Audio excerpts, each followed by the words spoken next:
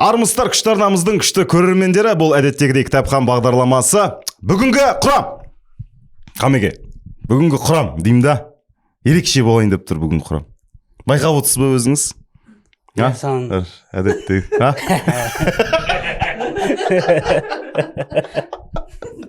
Дензел Вашингтонның лицосын мен ғой жүргізген Қазақстанда. Маға гонорарынан бір тармақ беріп тұрса болады ғой. Рахмет Хамид деп.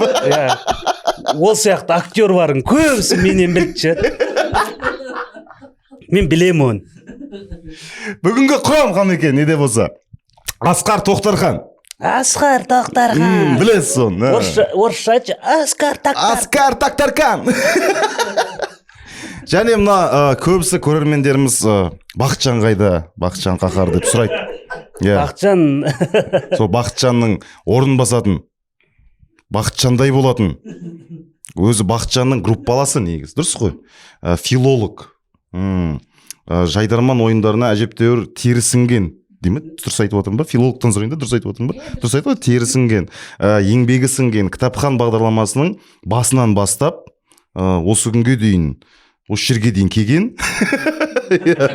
келе жатқан әлі де Жанар Әбдіқадыр өзіміздің қарындасымыз, менің жерлесім, Шиелі ауданы, Шиелі ауылының қызы, 46 мектеп бітірген. Негізі Жанардың кітапқа деген жазира пейілін осыдан көруге болады да. Міне, дұрыс айтасыз. Қанша 2 жыл болды ма бізде қазір кітапқан? 3 жылға кетіп баратырмыз. Жанар үнемі камераның ар жағында жүретін. Ол бірде болсын бер жағына өтем деп айтқан емес. Айтқан емес.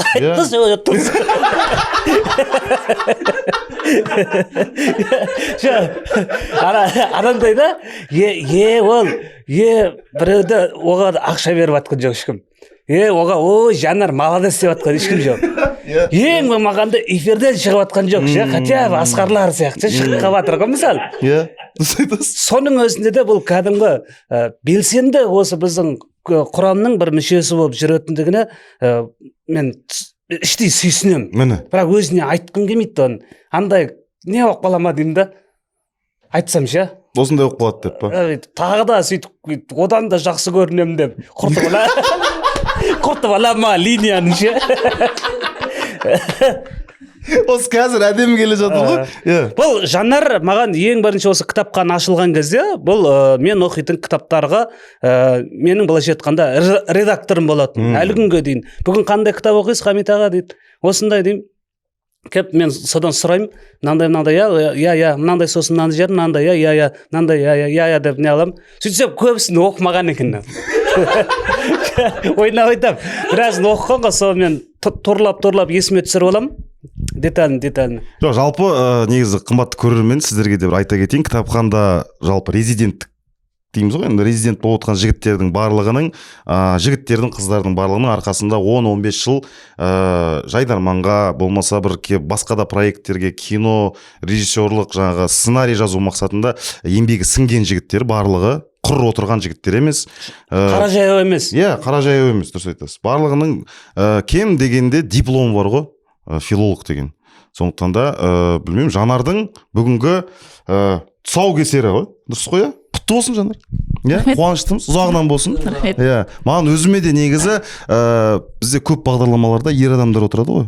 Барлық бағдарламаларда бізде ер адамдар басым болып отырады. Қонақ болса да, жүргізуші болса да. Енді осы үрдісті менің ойымша дұрыс сияқты дамытып жатқанымыз. Әйел заты отырған дұрыс қой. Комменттерді оқығансың ба? Жоқ. Әбдіжан Нұрпейіс. Мектеп кезінде. Әбдіжан Нұрпейіс қой, фамилиясы сондай ғой? Иә. Сода ана бір кеңес өтеді. Бір үйде. Свет жоқ. Кеш қарайып қалған, қараңғылау. Енді ана кездер, анандай кездер ғой. Деп, қатын дейтін жылдар ғой енді. Қатын, еркек сөйлейді, сен жым бол, мен сөйлегенде. Сондай дәуірлер. Сол кезден шең ауылдағы жаңа әулеттегі қариялар тұрып бір мәселені қозғап жатады. Bir күн алып келем оны, құдай қаласа, сәл қалыңдау кітап. Сол кезде арық шет жақтан осы іс мәселесіне бір әйелдің дауысы шығады ғой. бір әйел шығып сол болып жатқан проблеманың несін айтты. Менің ойымша деп сөз бастай бастады. ойын айтады ғой. Мына жақтағы ақсақал тұрып, кім бұл дейді. Мен о заманда бұл заман ел дауына қатын араласқан несі деп ұрсып береді ғой. Бұл жаңа анау Ресейде оқу боқуыңды жисыр шық үйден деп қуып шығарады ғой. Бұл әулеттегі елдегі мәселені тек қана ер азаматтар шешіп келген бұдан кейін де солай болады деп ұрсып қуып шығып жүреді ғой. Жоқ, енді не істейін десе. жоқ, ақылдасады ғой енді. Жақсы. Сол нәрсе есімде қалған. Ол нәрсе дұрыс емес. Иә, негізі ақылды нәрсен көп.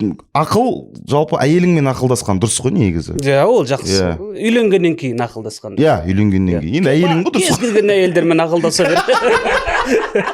Қалай ойлайсыз? Ана бір тарап атқан видеодағыдай болады да, ақыл айтып атқан ше. Рахмет Хамеге. Сонымен Жанар таныстырдық.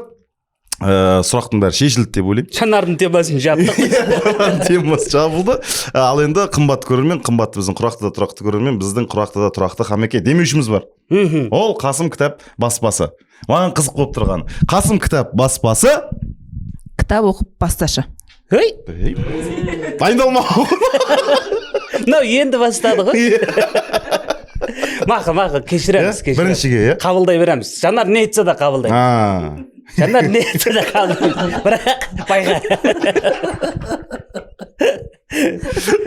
Жалпы Хамеге, бізді Қасым кітаптан бөлек биылдан бастап Қасым-Жомарт Кемелұлы Тоқаевтың өзі қолдап отыр, президентіміз. Кітап оқитын ұлт дейтін бағдарламаға қол қойды. Ғұмырымызға сәуле Қасымдардан келеді деші. Ойбой! Болды. Болды ма бүгінгі бағдарлама бітті ма? Бітті, осымен тұрып кетсеңіз болады. Қалайыңыз ғұмырымызға қалай? Мен бір-ақ рет айтам. Бір-ақ рет айтасыз ғой. Кейін запистен көрі. Керемет, өтті. Сол Хамеке, кітап оқитын ұлт бағдарламасы болып жатыр қазір. Осындай қолдау, осындай енді тікелей қолданмаса да өзімізге хабарлады. Мен түсінмеймін ше. Мен түсінмеймін. Біреу айтады ғой. Мысалы, кітап оқитын елдер дейді, статистика жасап тастайсылады ғой. Ол қаяқтан біледі? Ауылдық жерде біреу осы, мысалы, әжетханада отырып кітап оқып отыруы мүмкін. Ол статистикаға кірмейді да ғой, мысалы үшін. Жоқ, енді Хамеке андай үлкен статистикалар барша, кітап сатылымына қарайды деген сияқты ғой. Ол білмеймін ше, кітаптың сатылды деген ол оқылды деген емес. Оқылды дегені ол оқылды деген емес. Сұрақ көп, дұрыс айтасыз. Керек болатын болса ше. Оқылды дегеннің өзі оқылды деген ол оқылды деген емес. Жоқ, Хамеке енді кітап оқитын ол бұйырса енді қолдау, тікелей қолдау мені хабарласып қолдап жатқан жоқ ешкім, бірақ мынаның өзі бір үлкен өзімізге демеу беріп жатыр. Аллаға шүкір, Аллаға шүкір. Күшті болып келе жатыр қой әйтеуір. Мен ешқашан өзімді кітап оқимын деп айтқан емеспін еш жерге. Өткенде бір қанша кітап оқыдыңыз дейді маған. Біреуше сөйтіп сұрап жатыр да, енді қызықтай болған, мен көп кітап оқып тастаған болып. Ана көзіне. Құдай сақтасын, ол әңгіме кітап оқуда емес, әңгіме сол оқып жатқан нәрсем қаншалықты көрініп жатыр жақсылыққа қарай, өзімізге де, өзгеге де. Енді ана жерде кітап оқитын ұлт деп неғын кезде ертең деген біздер қақ қоямыз уже о кезде. Ана жақта көйлегіміз желбіреп, сүйсініп, ана проектке ше. Мана жақта деген ертең кітап оқитындар шыққан кезде кәдімгідей қылышын сүйретіп, кәдімгі жаусыз соғысқа ше. Қарсылассыз соғысқа шыққан кезде неше түрлі, енді көпке топырақ шашпаймыз, бірақ шығайын деп тұр енді. Ой, кітап оқитындар, мен ананы оқып тастағам, мен мынаны оқып тастағам. Ол бірдеңені оқып тастаса, соны оқып тастадым деп айтпас бет. Мен осы түсінбеймін ше, бір адамдар мен Абайды зерттеп тастағам дейді да, мен кеше Абайдың қара сөздерін бая мектеп кездерде оқыдық, бірақ қазір 10-шы қара сөзінде жүрмін. Мен 10-шы қара сөзін оқып келе жатырмын. Мен ешкімге айтпас ем Абайды толық оқып тастасам да ше. Мен Абайды оқыдым деп. Өйткені менің Абайды оқыдым дегенім, Абайды оқығандығым менің амалымнан көрінбесе, менің тілмен айтып отқаным ол қылмыс, былайша айтқанда. Өтірік бер жақта тұрсын. Таптардай адамдарға ше. Таптардай адамдарға. Егер мен Абайды оқып тастадым, мен Абайды танып тастадым дегендерді қаншасын көрдім ше мен ютубтардан, нелерден. Абайдың 45 қара сөзінің, бірінші қара сөзінің 5 тармағы да жоқ та бойында. Мысалы мағы 9-шы қара сөзі, 10-шы қара сөзі не туралы айтып жатыр Абай. Мен ана жерде кәдімгі ол Абай кәдімгі ол бір тесттерден келетін. Абайдан қанша сөз бар? 45 сөз бар. Бірден 10-шы сөзі не айтқан? Мынандай бірден отыр 5. Бұл үшін емес. Абайдың қара сөзі, Абай отырып кәдімгі ол шер тарқатқан ғой, кәдімгі шер тарқатпаған, білмеймін. Ол мұңдасатын адам болмаған, сосын қағазға жазғанда бірінші қара сөзіне бастайды. Егерде сіздер пайдасы тиіп жатса, сіздерге көресіздер. Тимесе, оны да көресіздер. Мен білмеймін енді ары қарай не істейтінімді деп. Кәдімгі Мұқағалидың Фаризаға жазған өлеңі сияқты ғой, тура. Өмірде ақындардың бары жалғыз, біріміз бірімізден арылармыз. Тура сол сияқты ол мұңын шағып отыр. Қағазға қалық емес. Вот сол енді біз Абай дейміз, Абайдың 45 қара сөзін оқып, оны ол бойымыздан көрінетін болса, ол өте керемет нәрсе. Ол бойынан көрінген адам, ол мен Абайдың қара сөздерін жатқа білем деген өтірік. Ол жатқа білу шарт емес. Абайды оқығанды іспен дәлелде деп тұрсыз ғой. Иә, жүрекпен дәлелдемей-ақ қой. Жоқ, енді айтпай-ақ деген. Жүрегіңмен түсін. Көрсет. Өзіңмен дәлелде. Өзіңмен. Да, ше. Ja, сол енді жақсы ертең кітап оқитындардың көп шыққан жақсы ғой. Көп шыққандары жақсы, пока шыға берсін. Кейін тағы да оқып, сол қарқынмен оқып, жұрттың бәрі бүйтіп қарағанға оқып, ертеңгі күні сол оқығандардың ішінен өзінің кеңейіп, өрісі, санасы, әлем танымы, дүние танымы кеңейіп жататын болса, одан біздің жұртқа, елге зиян жоқ.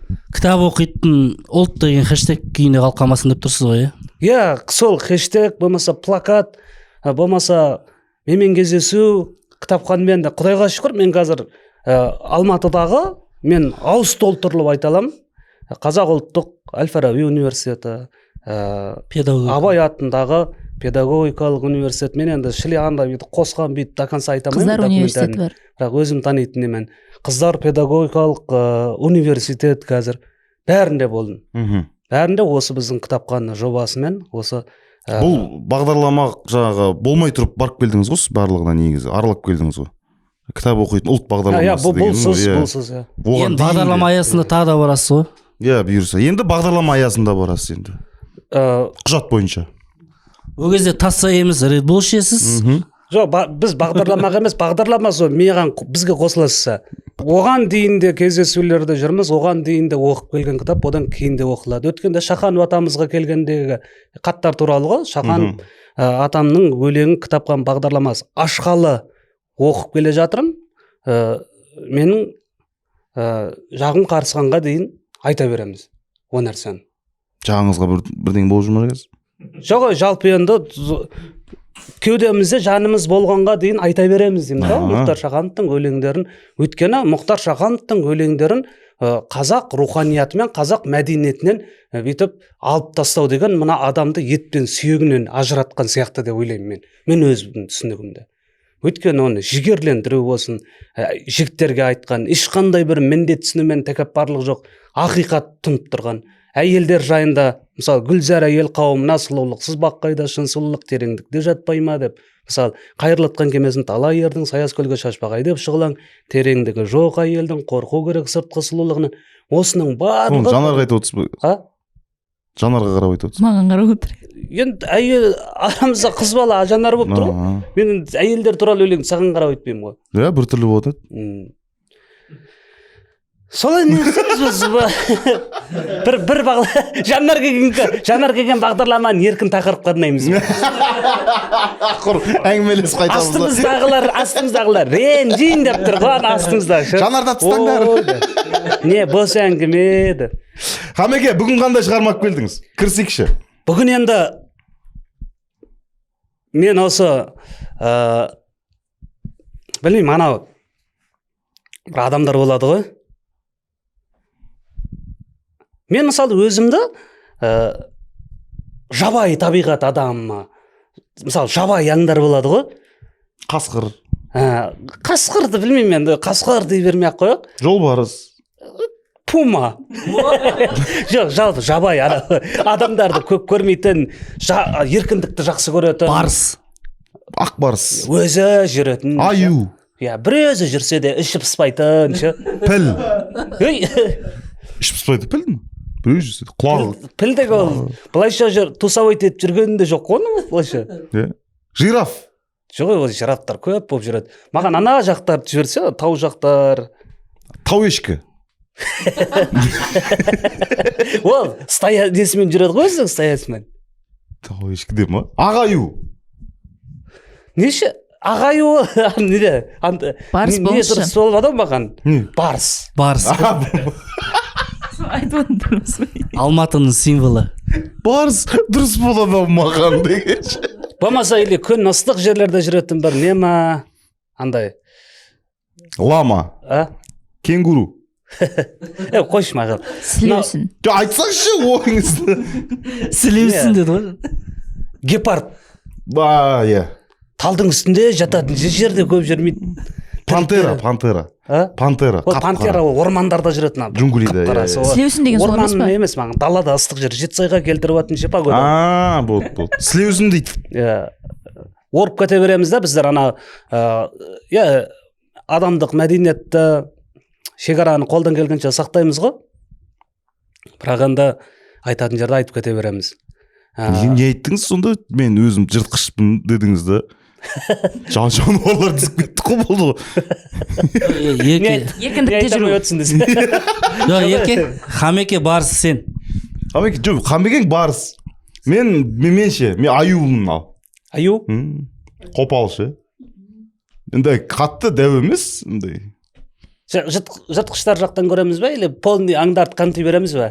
Полный қамти берек та. Онда бұл ұрғашы бизон ғой.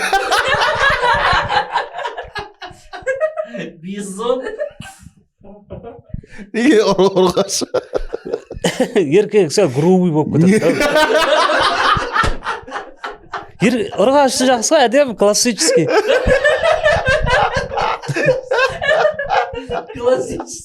Пайдасы бар шама.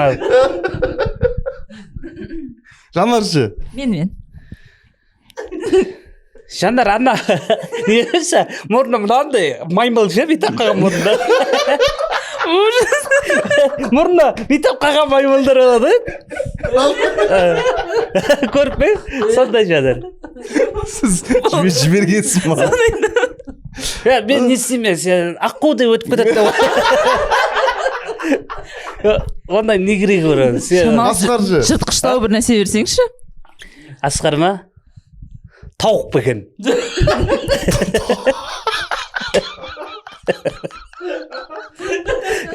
Или арақ даладан көреміз бе?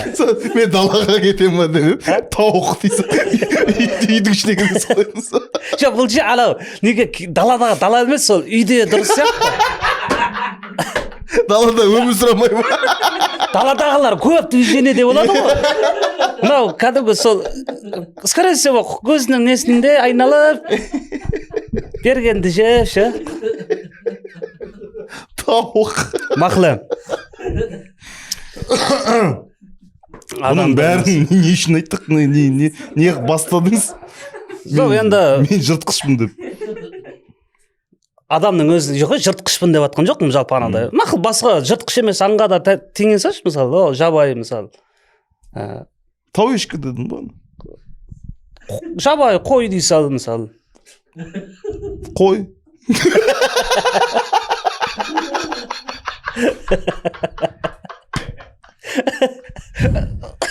бүйтесіз ба қой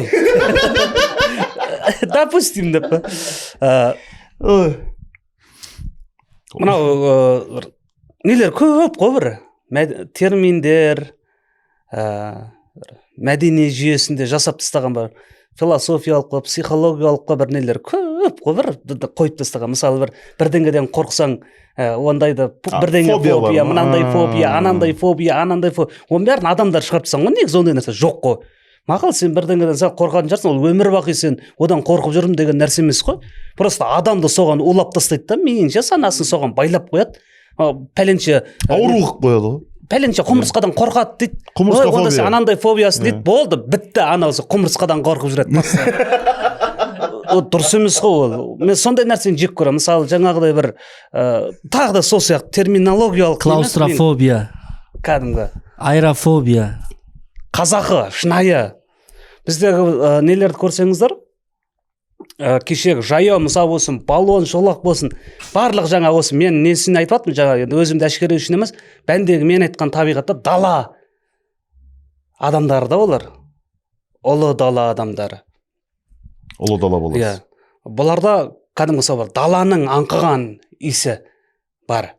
О, даладағы бір өзі өскен жидені жеген сияқтысында. Ал Шыңғыс Айтматовтың шығармалары бұл даладағы жиде. Бұны мен анау магазиндегі витринадағы пакеттің астында Қытайдан келген неде теплицада өскен жеміс емес бұнкі. Бұл да тура сол даладағы жабайы жеміс. Бірақ үйге келіп, жуып, дастарханға салып, ұсынатын жемісті бұнкіші басқаларға қарағанда. Мен солай қабылдаймын. Өйткені бұл кісінің жазылу стилі мен ойлаймын. Қойсыз ғой. Мен ойлаймын. Бұл кісі мен қазір осы жерден шығып Жетісайға барып келсем, 3 күнде сон нәрсені де қызық қып жазып береді. Құр барып кетсеңіз де ма? Оқиға маңызды емес одан кейін бұл кісіге. Иә, оқиғаға мен де орап алатын шығармалары бар. Жаңағы анау Шынар менің, Шырайлы менің болсын. Анау бұл кісінің стилі өз былай басталатыны. Бұл суретті мен әлі салып біткен жоқпын деп. Андай әдемі жағымды звукпен қабылдайсыңдар ғой мынаны. Сіздің звукпен емес па? Менің звугым да жаман емес қой. Звукты жақсы қылатын оның естілу дауысында емес, айтылу сөзінде ғой, ол қай жақтан келе жатыр. Олна тамақтан шығып жатыр ма, жүректен шығып жатыр ма? Қарасайшы, қалай айтамын мен жүрекпен. Бұл суретті мен әлі салып бітірген жоқпын, сондықтан да оның қалай болып шығарын күн бұрын айту да қиын. Күнде таңсәріден тұрып бұрын әр кезде жасаған түрлі вариант этюдтарын қайтадан 2-3 рет қарап шығамын да, елең алаңдағы тыныштықта әрі-бері жүріп тынымсыз ойланамын. Жоқ, мен әлі ойдағын тапқан жоқпын. Істің бәрі алда. Бұл сурет әзірге көңілдегі тілек, жүректегі толғын, қан тамырында жүрген елес, үміт, қиял ғана. 20 век Фокс представляет. Осы жерде ма?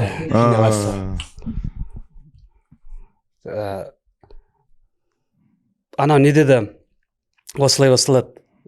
Боранды бекет романда да. Бұл жерде пойыз күніге батыстан шығысқа қарай, шығыстан батысқа қарай тынымсыз зулап отырады. Суретшінің көзқарасымен жазылады. Мен ойлайтын, жалпы сурет деген нәрсені мені таңғалдыратын, кішкене өзімнің мектеп бітірген кезде, жалпы осындай бір кітаптардан оқып түсінгенге дейін, жалпы суретшілердің жұмысы мені қалай сонда дейтін. Неге? Бір жұмбақ болатын, қызық, сонда мақыл, натюрморт, салды, анан қойды, мақыл, не болды алды? Таңғалмайсыз ғой. Таңғалмайды, не болды алды мақыл.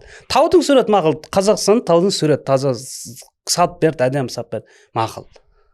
Жақсы. Оны бір қымбат бағаға сатып дегенге түсінбейсіз ғой. Бір аржағына кіріп неғымаған екен. Мынада дейді, қараңызшы, анау бір арғарай қимылдайтын болып тұр ғой, көрдіңіз ба? Суретті салған адам және де ол суретті салынған суретті шынымен түсіне алатын адам мына бірінші көз көрген нәрсесін көз көреді, жүрек ар жағына өтіп кететін болып тұр ғой. Көрдіңіз ба? Оң Хамеке, сіз мысалы кітапты қалай қабылдайсыз, солай суретті де қабылдайтын адамдар бар ғой өмірде. Сондайлар бар екен. Енді Мона Лизаға кезекке тұрады ғой енді Луврда көру үшін. Ана суреттің ішінде өмір сүріп. Жарты сағатта, бір сағатта бір суреттің алдында тұратындар ғой. Сурет деп дұрыс айтып отқанымыз негізі картина ғой.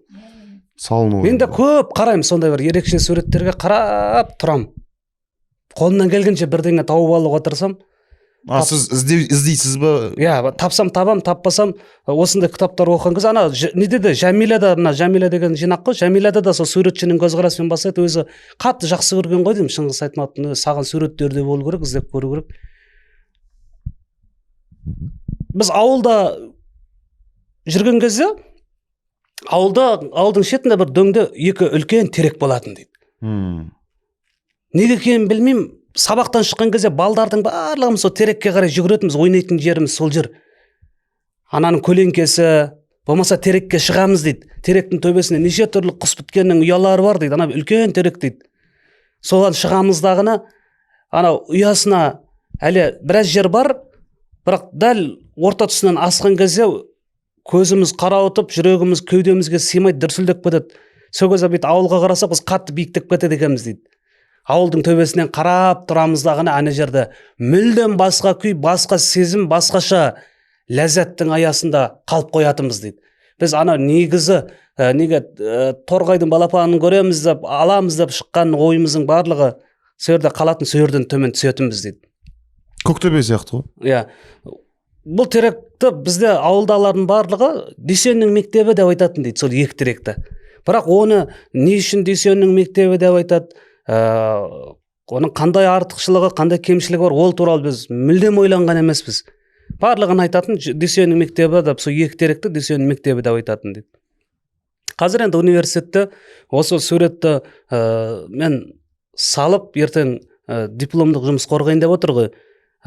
Салудан алдымда қағаздар, мен әлі ештеңе бастаған жоқпын дейді. Бұрынғы суреттерімнің барлығын көріп шығам, бүйтіп ақтарып, бірақ ананы бастай алмай тұрмын дейді. Бәлкім бұл оқиғаның ішінде мен салғым келген картинкалар өте көп дейді да. Картинкалар өте көп, бірақ қайсысы дөп? Осы мәселеде мен оқырмандарыммен не қылғанда, ақылдасқанды жөн көрдім дейді.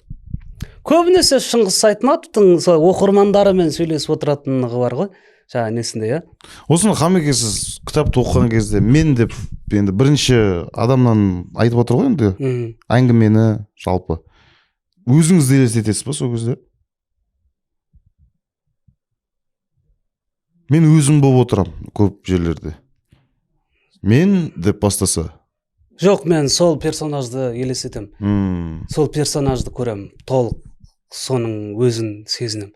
Өзімді сезінсем, ол өтірік болып қалады. Мен балалық шағым басқа болды ғой бәрібір. Мен мынандай сұрапыл балалық шақта өскен жоқпын, Құдайға шүкір, біз жақсы өстік қой. Бақытты жастарымыз ғой негізінде. Жаманшылық көрмедік қой, соғыс көрмедік, ашаршылық көрмедік. Ана бір СССР-дің сетінеген кезінде шамалы бір тапшылықтар, жоқшылықтар болды, бірақ мен оны бір аштық болды деп айтамаймын. Былайша біздің балалығымыз бақытты өтті. Мына балалыққа қарағанда. Сол үшін мен өзімді көре алмаймын, көп оқыған кітаптарда. Өтірік болып қалады. Өзім оқыдым, өзімді қоя бермейше. Өзім кино түсірдім, өзім продюсерімді, өзім түсе беремін. Сөйтіп, мен бірден көремін жаңа баланы. Кәдімгі университеттегі жас жігітті.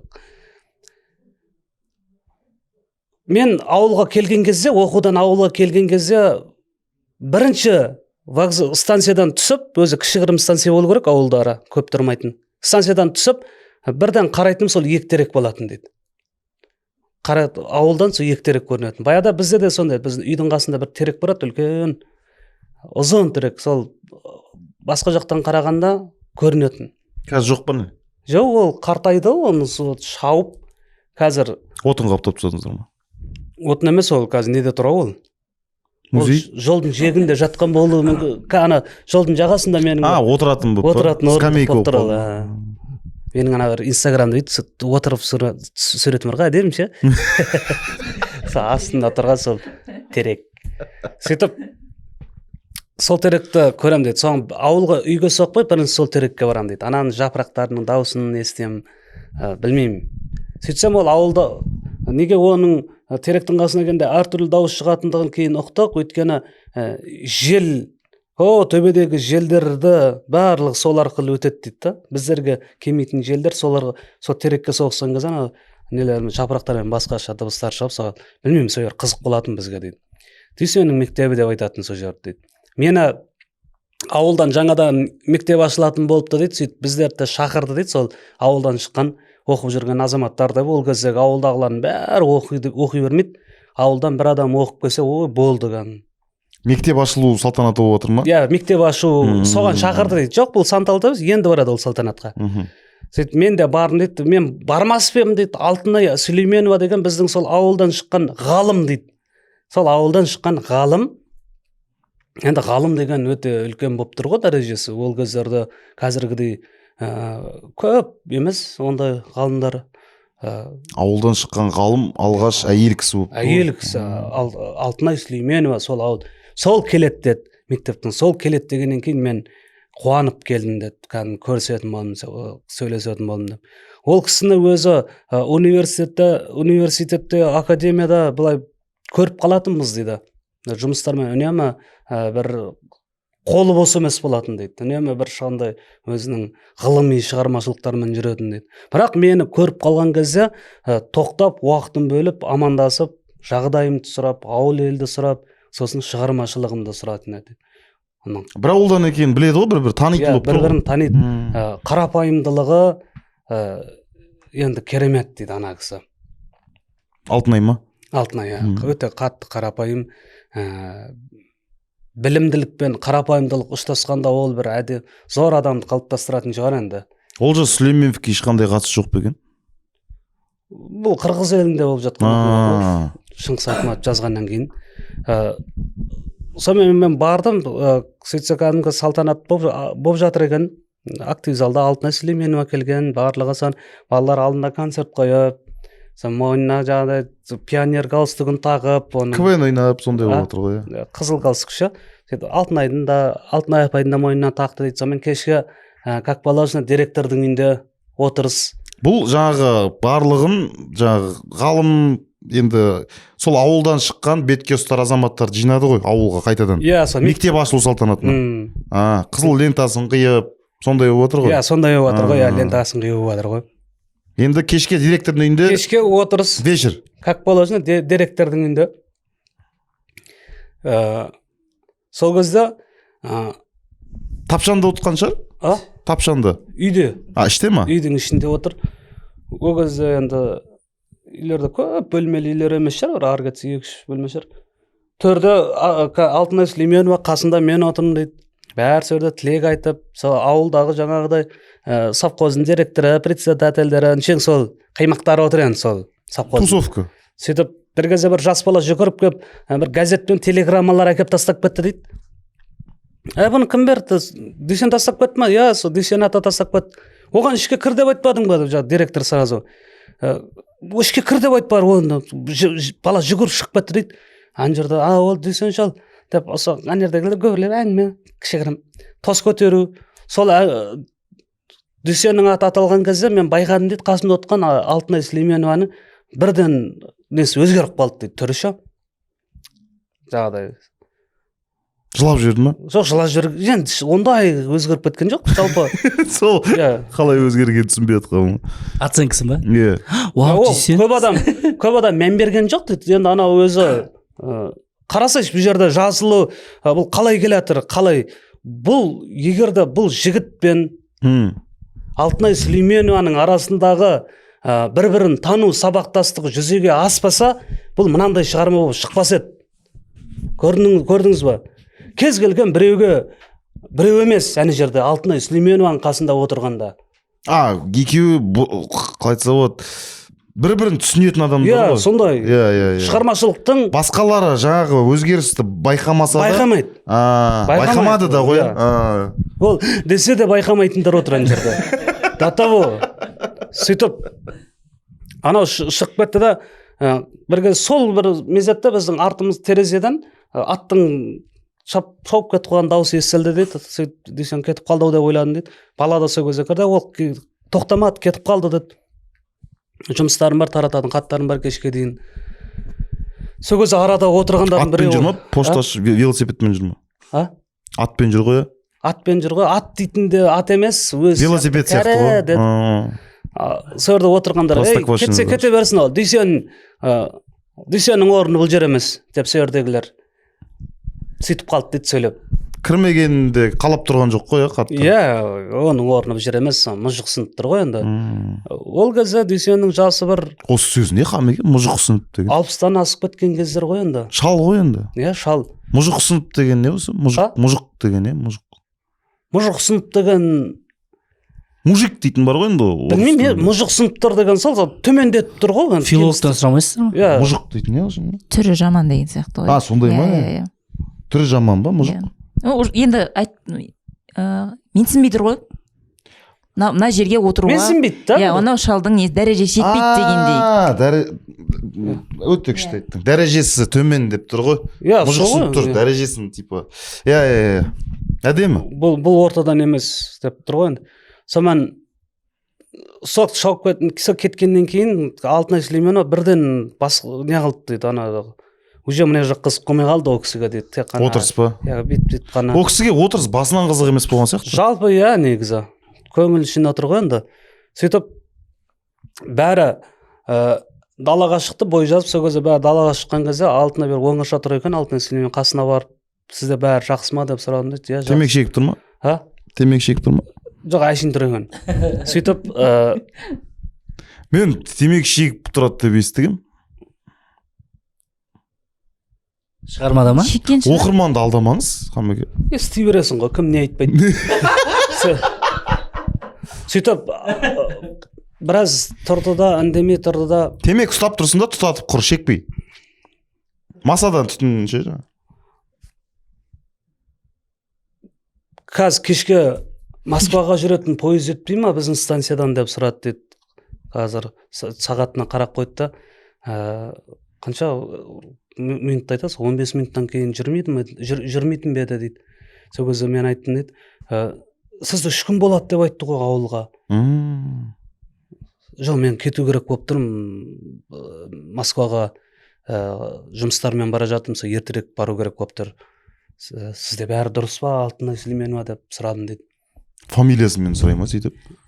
Алтынай Сүлейменова, сізде бәрі дұрыс па? Сізге бір түріміз ба? Хамит Ердеханов, сізде бәрі дұрыс па? Енді ол кезде сөйтіп айтқан негізі. Ол басшылықта сондай ғалым ғой енді ол кезде. Пәленшеевна деген. Мұғалімдердің өзін солай. Жоқ, тегімен айтса болмай ма дегенім ғой.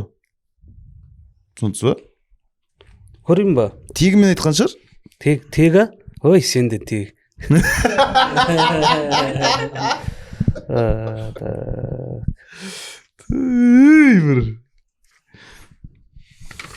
Жоқ, енді Алтынай Сүлейменова демейді ғой. Алтынай апай Сүлейменова. Ана ат бар ғой, мініп жүрген.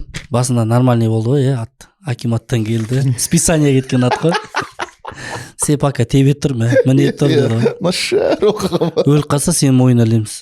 Ана уазиктарды ілесің ба? Соңында оқылады ғой. Апа депті, апа. Бәсе, апа дейтіндей ғой. Бәсе, апа деп сөйлесу керек қой. Ападан артық қандай сыйлайтын сөз бар, білмеймін. Ана қалада кездесіп қалған кезде де апа дейді екен. Ана, бәсе. Апа деп. Өйткені 50-ден асып қалған ол кезде. Апа ғой. Бірақ қазіргілер кәдімгі апа десең шамданып қалады ғой көбісі. Қазір қартайтып жібердің деген сияқты. Не называй меня апай ғой қазір. Вообще, қоя бер. Сөйтіп мен Москваға шығу керекпін дейді. Осы жақтарға қарай ма? Тіке. 15 минуттан кейін жүреді. Тіке кетемін дейді. 15 минут. Сіз 3 күн болады, жоқ, кету керек болып тұр. Сосын мен үндемедім дейді. Сонда жаңа Алтынай апайымыз келген күн кетіп бара жатыр ғой қайттан. Келген күні қайтып кетіп бара жатыр ғой. Иә, кетіп бара жатыр сол күні ше. Ол біліп тұр, бала біліп тұр ше, айтады ғой. Оны біліп тұр, бірдеңе дұрыс емес болған. Иә, дұрыс не то, бірдеңе бар. Өйткені жаңа ғана хат тастап кеткеннен бастап мүлдем басқа кейіпке киініп кетті дейді да апам. Сөйтті да ана жерде ойбай деп күтіп ол хамеге телеграмма жаңа жас бала алып келеді ғой үйге. Сол Алтынай апайға ма? Алтынайға жазылған хаттар сол әр жерден мақтау қағаздар деген сияқты. Сөйтіп ана жерде күтіп жатқандарын ойбай деп кәдімгідей ас үстіне түсіп айтқандарына көнбей салып жатқан қазан етке тоқтамай жүріп кетті дейді. Бәріміз оны шығарып салдық дейді вокзалға. Машинасы бар, 2 машина болып шығарып салдық. Сол вокзалға барып вагонға отырып жатқан кезде сұрағым келді дейді ше. Не болды, тыныштық па апа? Не үшін кетіп бара жатсыз? Не үшін кетіп бара жатсыз? Не болып қалды? Деп айтамын деп тұрдым. Сұрағым келді да, бірақ ол кісіні ыңғайсыз жағдайға салғым келмеді дейді арда. Түсініп тұрмын дейді. Ауырлау болатын ше бұл сұрақтың. Сонымен ол кетті дейді, содан Москваға кетті. Сонымен біз әйтеуір үйтіп мына жақта не қылдықтан соң мен қалаға келдім. Бір күні апай кетіп қалды, бұл 2-3 күн ауылда тағы қалды ғой. Иә. Бір күні Алтынай Сүлейменовадан хат келді деді ғой маған. Оқып жүрген кезде хат келді. Қалайсың анам, жақсың ба? Ол кісі Москвада ғой. Ол кісі Москвада ғой. Москвада, иә. Жақсың ба? Мен саған хат жазып тұрған себебім мен өткенде оқыс жүріп кеткендігімді айтайын деп едім. Негізінде сол жерде отырып барлығына айтуыма да болатын еді. Бірақ мен ол нәрсені толық айтуға дайын болмадым ба, сол үшін мен осы Мәскеуге кетіп, осы жақта отырып, осы хат арқылы саған айтқанды жөн көрдім. Негізі дұрысы да осы болатын сияқты. Жалпы ол менің жан дүниемде қанша күннен бері, қанша уақыттан бері бұл нәрсе жүрді дейді да. Мен оны бір жерден шығарғым келді.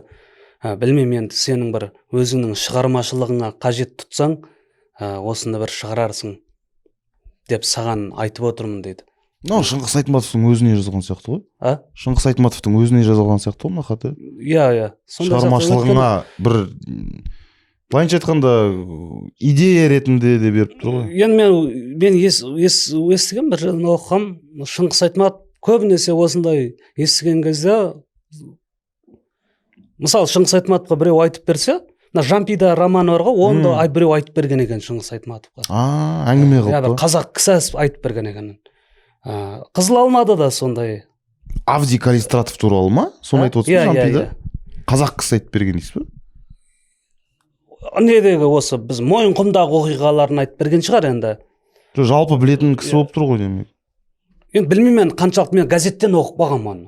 Жоқ, көп әңгімені солай халық арасынан ол анандай қылып оқыдым да мен оны. Ол менің әңгімеме деп ше. Кейін айбай, өтірік ау онда. Не сияқты ше, Болжанда мен кет деп хиттеп кеткеннен кейін шыққан сияқты. Не газет ол, жұлдызда болып мен қабылдаған жоқпын оны ше, өз басым. Болжанды мен кет деп сонымен салыстыр. Жоқ, сөйтіп шыққан жоқ қой. Анау Төреғали оны патологқа апарып тастағаннан кейін барып бопты. Сөйтіп кешегі баян сұлулар. Жоқ, Болжанында емес. Кешегі баян сұлулар. Болжанында емес, найзағай болып. Найзағай болып па? Сөйтіп жоқ, қандай болса да деген ғой енді. Айта беріңіз. 1924 жыл еді дейді. Кім? Хат басталып кетті дейді. Хат басталып кетті. Хатты мен толығымен айтып бере салайын дейді. Хат енді басталды ғой, Хат енді басталды. 1924 жыл. Хатемді кешіңдер. Ол кезде менің жасым 14-те болатын еді. Бірде хат болғаннан кейін бірінші планда жаңағы Алтынай Сүлейменованың өзі. Мен ол кезде 14-те болдым дейді. Мен жетім өскен екенмін дейді. Оны әке шешемді мүлдем көрген жоқпын. Мен сол өзіме шақалақ кезінде қалдым екен. Өзімізге ағайын болып келетін. Бір ағамыз бен жеңгеміздің қолында өстім. Туыс қой, алыс. Енді анау аға мен жеңгенің енді төмендігі. Бұл Шыңғыс Айтматовтың несіндегі кітабындағы персонаждар, әр персонаждар бұл полный қоғам ғой. мысалы А. жеңгесінің мінез арқылы қоғамның сол бір тұсын көрсетеді. Мұхтар Әуезовте де сондай шығармаларын оқысаңыз, Шыңғыс Айтматов та сондай қоғамның келбеті. ағасымен тағы да қоғамның бір келбетін көрсетеді. Мына жақтағы тағы бір бригадир ма біреуді қойып қояды, постоянно атпен келіп тұр жұмысқа қуатын, ол да бір келбет. Сондай нелері бар. Сосын обязательно бір мұғалім ба біреу келеді, жақсы адамдардың да бар екендігін көрсететін ше. Бірақ аз екенін ба? Енді анау жеңгесі енді ананы қарғап сілеп жетім деп енді жаман, енді ананы мен жек көріп кеттім ше, ана қыздың жеңгесін. Осы Қамеке алдында да не қыла алмай қойдыңыз, оқып жібересіз ба? Ауыр айтады дейсіз ғой. Ауыр дегенге енді бір не қылып отқан жоқ, просто сіздің жек көріп айтып отқаныңызға сұрап жатқаным ғой. Сендерді жек көріп қалмаса деймін мына жеңгелеріңді. Мысалы мына ана бір жері ғой, бір несін айтып, сен қайда жүрсің ей деді ол жоқын. Мен түн ортасына дейін сандалып жүріп тергенің осы ма? Қыздар айтты, жеңгем дейді, о өлігіңе ғана отырайын, мектепте сенің нең бар еді? Жеңгем менің құлағымда жымқыра ұстап көк желкемнен төмпештей бастады дейді. Ит жетім, көк жетім, бөрі күшігі ит болмайды деген осы.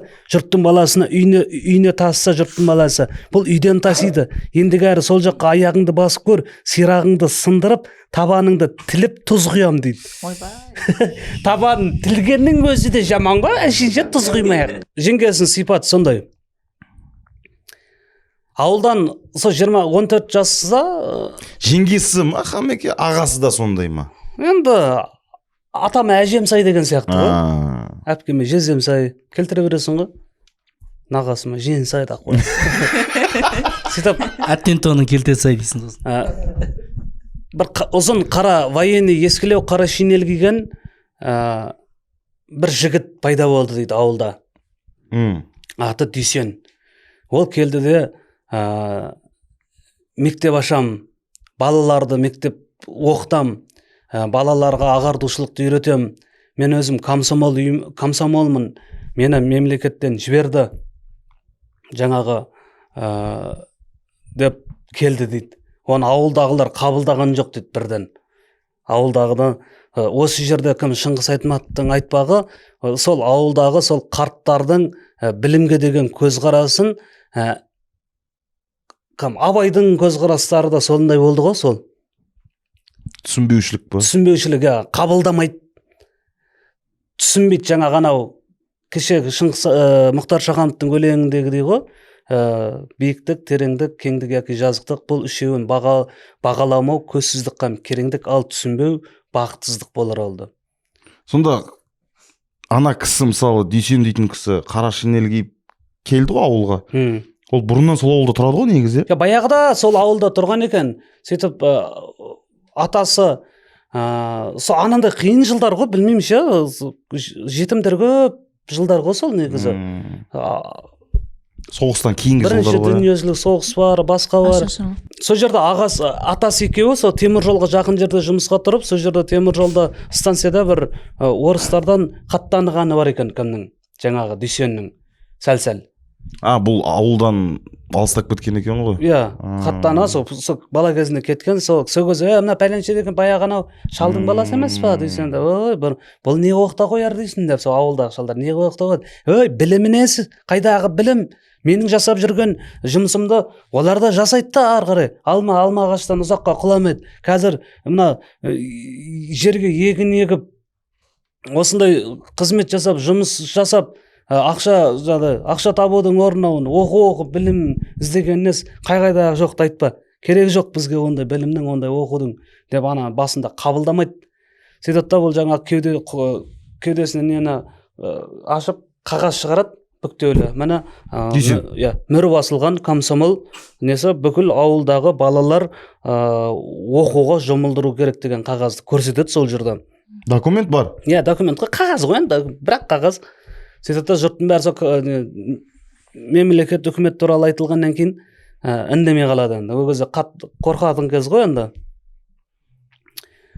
Қазір де қорқасың ғой. Сөйтіп Дұрыс қой ол. Иә, Біреуден қорқу керек. Неғылмай қалды дейді. Ана бәнде әйтеуір сөйлеп тұрғандар қағазды көрсеткен кейін дақ қалды дейді ана жерде. Ақыл енді көресің де енді өзің. Бізге зияның тигізбесең болды. Сосын ол айтты дейді, анау Қарсы болмады ғой. Қарсы бола алмай қалды ғой. Қарсы бола алмай қалды дейді. Дөңде бір баяғыда бір байдың ат қорасы бар екен. Ат қора болғанда, бірақ не мына 4 қабырға. Жанар қалай бірінші күн? Күшті тыңдап отырмын. Бір қарасам жанар отыр ғой. Күшті. Есімнен шығып кетті ғой бұны. Сөйтіп ат қорасы бар екен өзі 4 қабырға ғой. Сол ат қорасы бар екен, сол ат қора бос тұр екен ауылда. Сол ат қораны мектеп қылсам дейді. Дейсен. Мал қора ғой. Ана баяғыда апайларға ұрысатын еді, ана переменде Мына жерде мал қора. шығады да сонда. Мал қора қылсыңдар ғой мына жердегі содан қалған. Сөйтіп осыны мектеп қылсақ, енді көп бала емес, ары кетсе бір 7-8 шыға ма, шықпай ма ауылдан. Сондай. Кішкентай ауылдың, кішкентай ауыл шығар. Кішкентай ауыл, соны жөндеуге маған көмектессеңіздер деген кезде, қой айналайын, ондайыңды айтпай енді. Мақыл, сен балаларды оқуға бергенімізге қуан. Он жөндейсің ба, он пөндейсің ба, өзің білесің. Сөрдегілердің бәрі, нелер, ақсақалдар, басқалар. Бұлар сонда Дүйсен Хамекеге келіп рұқсат сұрап тұр ғой, балаларыңды оқытайын деп. Бұлар сол рұқсатын бермей тұр ғой сонда. Нағып жүрсін деп тұр ғой, кімсің, қаяқтан келдің, тыныштық бар айналайын бізге. Өйстіп жүре берейік кәдімгі қара жұмыс істеп. Сөйтіп кеше аненің несін бастап кеттім мен, ана Құланның ажалы деген романды бастап кеттім үйдегі ше. Сода Құлан деген кісі өкінеді ше, қартайып қалған кезінде өкініп отыр да. Сол кезде әкем мені қанша рет молдадан қаттаны деп апарып тастаған кезде мен қашып келіп қоя беретін, тастаған кезде қашып келіп қоя беретін, сөйтіп жүріп малдың артында өстім дейді да. Сол кезде қазір мені денемне, терімді біреу сыпырып алып, теріңнің есесіне оқыдам десе мен көнер едім дейді да. Әттең шіркін, қазір мезгілі өтіп кетті қойды. Ана кім Абай Құнанбаев айтқандай, қолымды мезгілінен кешірмедім деп. Сөйтіп басымда ғылым бар деп ескермедім. Сол сияқты енді ол жерде түсініп тұрған жоқ қой. Сол қара жұмыс, сонымен жүре береміз, солай өмір көре береміз. Одан басқа өмір көрген де жоқ қой. Оған дейін көрген жоқ, одан кейін де олардың сол нәрсені ғана көреді. Ешекті отқа ойласаң боққа қашады дегенде. Сөйтіп ертесіне жаңағы үймемей балдарды ертіп алып келе жатыр екен дейді тізіммен. Дүйсен ағай. Әр үйді аралап па? Сөйтіп біздің үйге келген кезде мен далада отырмын. Сөрдегі жеңгесінде сөзін оқып берейін ба? Ужас па? Жақсы сөз емес. Білмеймін, ужас па, пужас па, қазір өзің қарайсың оны. Алтынай жасың нешеде деп келіп Дүйсен ағай келіп, анандай жерге неге отырды дейді. Сөрді тастың үстіге отырды. Сөйтіп, жеңге есіңіз өнсін деп ара. Ойында ештеңе жоқ, жақсы адам негіз ше Дүйсен. Мына балалар бәріміз қонаққа келдік деп Дүйсен жайдар күліп алмаса, жеңгем келіңдер деп оның келгенін жақтырмай амалсыз күн кете қалды дейді. Келіңдер деп. Вообще жақтырған жоқ дейді. Бүгін оқу басталды, қыздарың неше жаста деп енді сұрап жатыр ғой енді. Сөйтсе жеңгесі жауап берген жоқ дейді жеңгесі. Сөйтіп Алтынайдың өзінен сұрады дейді. Алтынай жасың нешеде деп. Мен зәре құтым қалмай үндеген жоқ, жаным қалмады дедім. Жеңгесінен қорқып тұр ғой. Сол кезде бастап жеңгесі сөйледі. Мұның жас басын не қыласың деді жеңгем Алқына. Бұған ұқсаған жалаң аяқ қу жетімек түгіл, нанды нәнә деп ерке өскен ата-анасы барлар да оқымай-ақ жүр ғой. Ана ертіп жүрген балаларыңды оқыта бер, мұнда шаруаң болмасын деп айтты дейді. Жеңгесі. Дүйсен түсінбей қалды дейді, орнынан атып тұрды дейді. Ананың жауабына бір түрлі оқып қалды. Ойба, бұл не дегеніңіз? Не, жетімнің Құдайға жазығы не? Жетім қыздар оқымасын деген закон бар ма екен болмаса? Деп кәдімгідей жана қойып қалды. Закон-паконыңмен ісім жоқ. Сіз байқап сөйлеңіз. Бұл бала сізге керек болмаса кеңес үкіметіне керек. Жауапқа қалып жүрмеңіз деп. Ой, сен қаяқтағы дөкейсің, бағып жүрген қызымды мен білем бе, болмаса сен білесің, ана-мына. Сосын осындай әңгіме жатыр ана жерде. жоқ андай дүйсен тек совет үкіметімен қорқытып сөйтіп жүр екен ғой, иә сол ешқандай қаруы жоқ, дымы жоқ қой, ештеңесі жоқ. Ол сол жаңағы мемлекеттің атынан келіп тұрған адам ғой, Советке өкіл керек. болып. Міндетсіз тұрған жоқ, просто аналар соны айтуға мәжбүрлеп жатыр да. Иә. Ол болмай баратқан кезде ғана айтып жатыр ғой, жаңағыдай мысалы жетімге оқымасын деген закон бар ма екен десе, ана сол кезде мына жақтан қора жақтан ағам шықты, ей қатын деп, сен қашаннан бері шешім шығаратын болғансың дейді. Кәдімгідей сөйтті да қара деп анан қуып жіберді дейді. Сөйтті да әкете бер деп айтты дейді. Кімді ше? Алтынайды ма? Алтынайды. Сөйтіп сол жерден кеттім дейді, мен де бізде бардық дейді. Кірсек ана ішіне жерге сабан төсеп кішігірім пеш жасап қойыпты дейді ішіне. Жаңа төртінен құдай қаласа пеш жасады, мен отын ағып қысымен сабақ оқимыз. Тақтай берді дейді, бір тақтай. Кейін бір жапырақ қағаз берді дейді, қолымызға жаңағыдай сия берді дейді, қалам. Сөйтіп сол күннен бастап жайлап ол кісі де өзі көп нәрсе білмейді екен дейді. Бірақ ана нәрсе рас сияқты ғой, Қамеке, қағазбен келіп шынымен бұған тапсырған сияқты ғой. Қалам, оның бәрін табуды оңай емес шығар, иә, сол кезде. Или сұрауы да мүмкін ғой, оқытам деп. Иә, жоқ, енді шынымен тапсырған сияқты ғой деймін да, шынымен тапсырмамен келіп тұр ол андай. Ана мен де не қылдым, қағаз, әрқайсысына қағаз беріп, оны қаяқтан табады. Ол шынымен тапсырмамен келіп тұр, ол өйткені апта сайын неге барып тұрады, жаңа болысқа барып келем деп. Міне. Неге барып келетін кездері бар. Сол бір күні қыздармен тезектеріп қайтып келе жатсақ дейді, жаңа осының алдында, жаңа ап кететінің алдында кімді көріп қалдық, жаңа мектептің қасынан жаңа Дүйсенді көріп қалдық дейді. Сол жерде мен мектептерім даяр болып қалды, кеп көресіңдер ма деп айтты дейді. Кіргім келіп тұрды, бірақ кеш болып баратқан екен, қой деп қайттық дейді сол жерден. Кетіп бара жатып ойландым дейді. Мен ол отынға кетті дейді ары қарай Дүйсен. Сөйтіп ана біз бір қап тезек әкетіп бара жатыр ғой. Сөйтіп ойландым дейді. Ол біз үшін, біздің қамымыз үшін отынға кетіп бара жатыр ғой. Қыздар, тезегімізді мүмкін мектепке төгіп кетеміз бүгін деп айтты. Қыздар, ой жоқ, үйдегі аналарымыздан ұрыс естетін жағдай жоқ деп олар кетті дейді. Сөйтіп мен білмеймін, бірдеңе жібермеді дейді мен. Сөйтіп мен тоқтадым да бардым мектепке, сол ошақтың қасына тезекті төгіп жүгіріп қайттым дейді. Жол жөнекей тезек теріп үйге кеш келдім дейді. Сол кезде де ұрыс естідім дейді, жаңа құлағым бұрап желкесінен ұрады. Желкесі құлағым бұрап, мектепшілім бұның деп сол жерде де ұрып, сөйтіп ненің пештің түбінде мына тіземді құшақтап қорқып отырып сөйтіп ұйықтап қаптым дейді мен. Жайыма да шықпай бармапты дейді. Осы менде андай ғой, ұзақтау ғой, енді ағайын болып келетін ғана ғой. Арасында сол бір ата мен апа тұрады екен сол ауылда, сол үйіне барып келіп тұрады екен. Апаның аты Сайқал екен. Сөйтіп Сайқал деген ат естіп пе едің, Жанар? Ат емес, біреуге айтқан естігем. Оны біздерде біреуді айтқан естігем мен де. Жоқ, Қамеке мектепте анау Дүйсен өзі ремонттап алды ма, жасап алды ма? Өзі ремонт болғанда саман төсеген, бұрышқа пеш істеген, ол ештеңе жоқ қой, тақтайды. Сендер ремонт жасап атқандай ремонт емес, евро. Баяғыда мектептегі анау сол кезде де болды ма деймін, ақша жинайтын ба ремонтқа деп. Пердеге деп. Ол кезде қақтың, жаңағы әшейін тезек әкеп отқанына ұрыс естіп отқан жоқ па? Тезек ойлашы. Қазіргі мектептер анау оқушылардан ақша жинап парта краскілеу деген бар ма әлі? Қазір жоқ сияқты. Қазір болған шығар уже. Қазір қойды-ау. Дұрыстап қалған шығармыз. Біз ба? Кезінде. Бар сияқты әлі. Енді кейбір мектептерде шығар. Білмеймін, біз тапсыратынбыз негізі. Бізде тапсыратын. Ата-аналарымыз жаздың күні келіп жұмыс істейтінбіз ата-аналарымызбен. Классты краскілеп. Иә, классқа жинап, перделерді жуып алып кететін. Иә.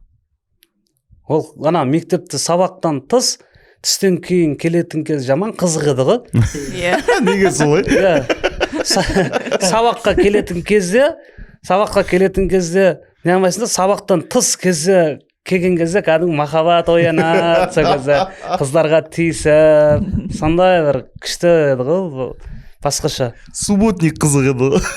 Субботник қызық болатын. Субботник жаман қызық еді. Субботниктар қызық еді. Аударып. әдемі киініп алып баратын ақ қой енді барынша әдемі киініп алдық деп баратын ақ қой. бірде апаратын ба едіңіз субботникқа? Үстіңе шаң тигізе алмай отырып дейді. Хамеке, субботникқа не апаратын едіңіз? Субботникке қалай не апарамын? Жоқ, айыр тырма бір күрек ұстап барасыз ба әлде? Мөше. Лопаткамен баратын, күрекпен. Күрекпен ба? Күрекпен. Лопатка деген мына жер ғой. Осы жағымен оң иығымен баратын. Сөйтіп Дүйсен, кім Алтынай жылап пештің қасында? Сондай оқиғалы сабақ басталып кетті дейді солай. Бір күні неге кетіп еді дейді, жаңағыдай болысқа кетіп еді, күн суық еді сол күні дейді, қыстың күні ғой. Сөйтіп ол кезде де мен келдім дағыны сол далаға шығып көре бердім деді ғой, келе жатыр ма екен кім Дүйсен, қайтты ма екен. Сөйтіп Дүйсен үнемі жақсы сөздер айтады дейді, сабақта отырған кезде бәріне. Бірінші рет осы Фрунзе ғой, ол кезде Фрунзе мен Ташкенттен басқа Москва деген қаланың бар екенін сол ағайдан естідік дейді. Одан кейін теңіздер бар екенін, ода кемелердің жүзетінін де ағайдан естідік сол жерде дейді. Ғылым деген жақсы нәрсе ғой негізі. Іздене берсең, біле берсең, о білген нәрсең шындықпен жүріп, ақиқатқа қарай бастаса ол күшті. Сөйтіп мына кісі бар білгенін айтатын болып тұр ғой. Иә, бар білгенін айтады, ал сауаты ол қатты емес. Азырақ қана сөз біледі дейді, жазыратын жаңағыдай мынандай Ленинді айтады дейді сол кездердегі, комсомол, ошым сол кездердегі. Әріп үйреткен ғой сонда кәдімгі алфавиттен. Алфавиттен бастап үйреткен ғой сонда. Алфавит үйретті ма дейді сонда? Алфавит үйреткен жоқ ау. Алфавит үйреткен жоқ. Бұл жалпы жазуды, сызуды үйретті. Енді айтады ғой бәрібір мынау А деген әріп. Дышы мұғалім болса. Лифт жазасыңдар. Мынау доп. Жоқ, Хамеке, бұл кісі өзі де дұрыс оқымағаннан кейін мыналардың да көз ашылған қалап тұр ғой негізі. Сол да бар сияқты ғой ар жағында. Өзінің де сауаты қатты емес болып тұр ғой. Бұның сауаты қатты емес болып тұр, бірақ қазір көп мектептерде де қатты мұғалімдер жоқ. Жоқ, сауаты қатты емес болса да, ана құлшынысты айтамын да. Жоқ, жан дүниесі ашық. Иә. Жан дүниесі ашық, жан дүниесінде анандай нәрсе жоқ. Өмір, ақша табу, күн көру нәрсесі жоқ. Абай айтқандай ғой, мен сені бірдеңені білсін деп бердім оқуға, жаңағыдай шен алсын, болмаса қызметке ілінсін деп берген жоқпын мен сені оқуға деп баласына айтатын өлеңнің ішінде айтады ғой соны Абайдың. Сол сияқты адам білсе деп беру керек шығар деп ойлап баланы ше, мен Абайды оқи келе, осы Айтматовтарды оқи келе, бала білсе деп жіберсек оқуды, кім болады емес ше. Ана біздер мамандыққа таңдайтын кезде қандай мамандық, доктор сөйтеміз, бірден главврачты көріп тастаймыз ғой. Тағы да басқа мамандықтарды іздеп кетеміз. Бала білсін деп жіберсең, бала білсе, бір нәрсені білсе, ол өзі түсінеді ары қарай ше. Не істеу керек? Не істеу керек екенін шамалы түсініп қалады. 11-ді бітіріп келген кездегі оқуға түсу, енді мен сол кезде ойлайтын, сол оқу, қандай оқуға түссем, солай кеттім өмірім деп ше. Мүлдем олай емес. Бәріміз сөйтіп ойлап қой. Ол бірінші ғана мүмкіндік қой, бірінші баспалдақ, ары қарай өзің білесің. Сөйтіп оқытты ғой. Есіктер көп алдыңда. Осыны айтқан жоқ қой мектепте бізге. Мектепте осыны айтпады ғой енді. Енді ол мектепте анандай әр мамандықты не қылды ғой, просто насихаттады ғой. Мынандай мамандық бар, бұндайды оқысаң мынандай болып шығасың, мынандай мамандық, бұндайды оқысаң мынандай болып шығасың, мынандай мамандық оқысаң мынандай болып шығасың деді. Ал Абайдың айтқанын ешкім айтқан жоқ. Ей, мен сені бір қызметке отырсын, болмаса бір шен алсын деп беріп атқан жоқпын. Білсін, көзі ашсын, көкірегі ашылсын деп беріп атырмын оқуға деп баласын айтып тұр да. Солай жіберу керек та қалаға оқуға. Міне, сен оқы, біл. Ары қарай баланы да қинамай. Жаныңды қинай берме. Ол бірінші мүмкіндік. Оқу деген қазір ол біздер анандай еді ғой, жүрек түк. Осы оқуға дұрыс түспей қалсам, дұрыс таңдай алмай қалсам, таңдым. Ентіші. Ана бір нәрсемен анау мамандық таңдауда қателеспе, жар таңдауда қателеспе деген білмеймін кім шығарған соны ше. мен білмеймін, сол қарсымын мен осы нәрсеге. сол идеология Мына мен көріп отқан жас өспірімдер мамандық таңдауда жар таңдауда қателеспе деген мен өз басым қарсымын, жеке түсімде. Ол сен жарды қашанғы таңдап жүресің бе? Жоқ, мен мынада қателесіп қаламын. Мынау болмайды. Жоқ, ол дұрыс, ол қазақ қыздарының ішінде мен мысалы мен Жанарды мен жаман жар деп кім айтады мысалы үшін. Қазақ қыздарының ішінде Құдайға шүкір осындай Жанар келбетті, жылы жүзді, парасатты, білімді, кез келген осындай аруларымыз лайық. Оны таңдамай-ақ тұрмыс құруға мысалы үшін қашан таңдай бересің мысалы үшін. Мен сол нәрсеге өзім келдім да, өзім 29-ымда үйленсем де таңдап. Жоқ, мен ол кезде олай таңдаған жоқпын дейді. Мен жаңағыдай жаныма анау вагондарды шығып кеткізіп Хамеке темір тиеп алып жолшы. кетеді, білесің ба? Мына жақтан келеді екеу, екі жақтан. Хамекең темір жолшы мамандығы сол. Қараш, Вагондармен мысалдардың көбісі сондай, сол механизміне риза боламын да, екеу екі жақтан келеді да, шық киіледі да, мына қарайды, машина қай жақта болса тартқан кезде сол қарай анау еріп кетеді, қайтпаны ажырап қалмайды да. Басына қатты соғылады ғой негізі. Сол ана мамандық вагон, сөйтіп Дүйсеннің негізі оның ойлау қабілеті, пайым парасаты басқашарақ болды. Ол түсінді жалпы негізі. Білім мен ғылымның болашақ екенін, келешектің Дүйсен нешеде болған? Есік екендігін білді. Так, Дүйсен Алтынай 14-те ғой мына кезде. Дүйсен бір 30-дар шамасындағы кісі шығар, Сондай болу керек. Шамамен. Сондай болу керек. Ол үнемі отырған кезде жаңағы сондай 25-30-дың арасындағы жігіт шығар. Балдарға айтатын дейді отырған кезде. Әсіресе кімге Дүйсенді өмірімде мен ешкімнен кәдімгі шашымдан сипап кім Дүйсен айтатын дейді. Құдай қаласа қалаға оқуға түсесің. Кәдімгі мен сенің көз жанарынан, мен сенің ана ынтаңнан біліп тұрмын сенен ертең сен доктор боласың, сен ғалым боласың, мен саған сенем деп жақсы сөздер айтқан. Сөйтіп айтатын дейді. Сөйтіп осы сөз айтатын кезде, осындай жақсы сөздерді айтқан кезде мен өмірімде менің жеке адресіме ешкім жақсы сөз сөйлеп көрмеген дейді. Мен ешқандай адамның маған жылы лебізін мен бірінші рет Дүйсеннен көрдім сол жерде дейді. Ал Дүйсенді суреттеуінде ол бір кәдімгі сымбатты қылып суреттемеді, кәдімгі қарапайым жігіт, кәдімгі иегі шыңғы деген сияқты, көзі тұңғиық терең деп келтіреді енді. Бірақ андай бір келісті, бір сымбатты, қыздар көрсе сына беретін деген нәрсе жоқ. Еркебұлан сияқты ма? Бірақ енді тереңдігі тұнып тұр енді. Не сияқты ма дейді? Еркебұлан сияқты ма дейді. Қызға ма саған?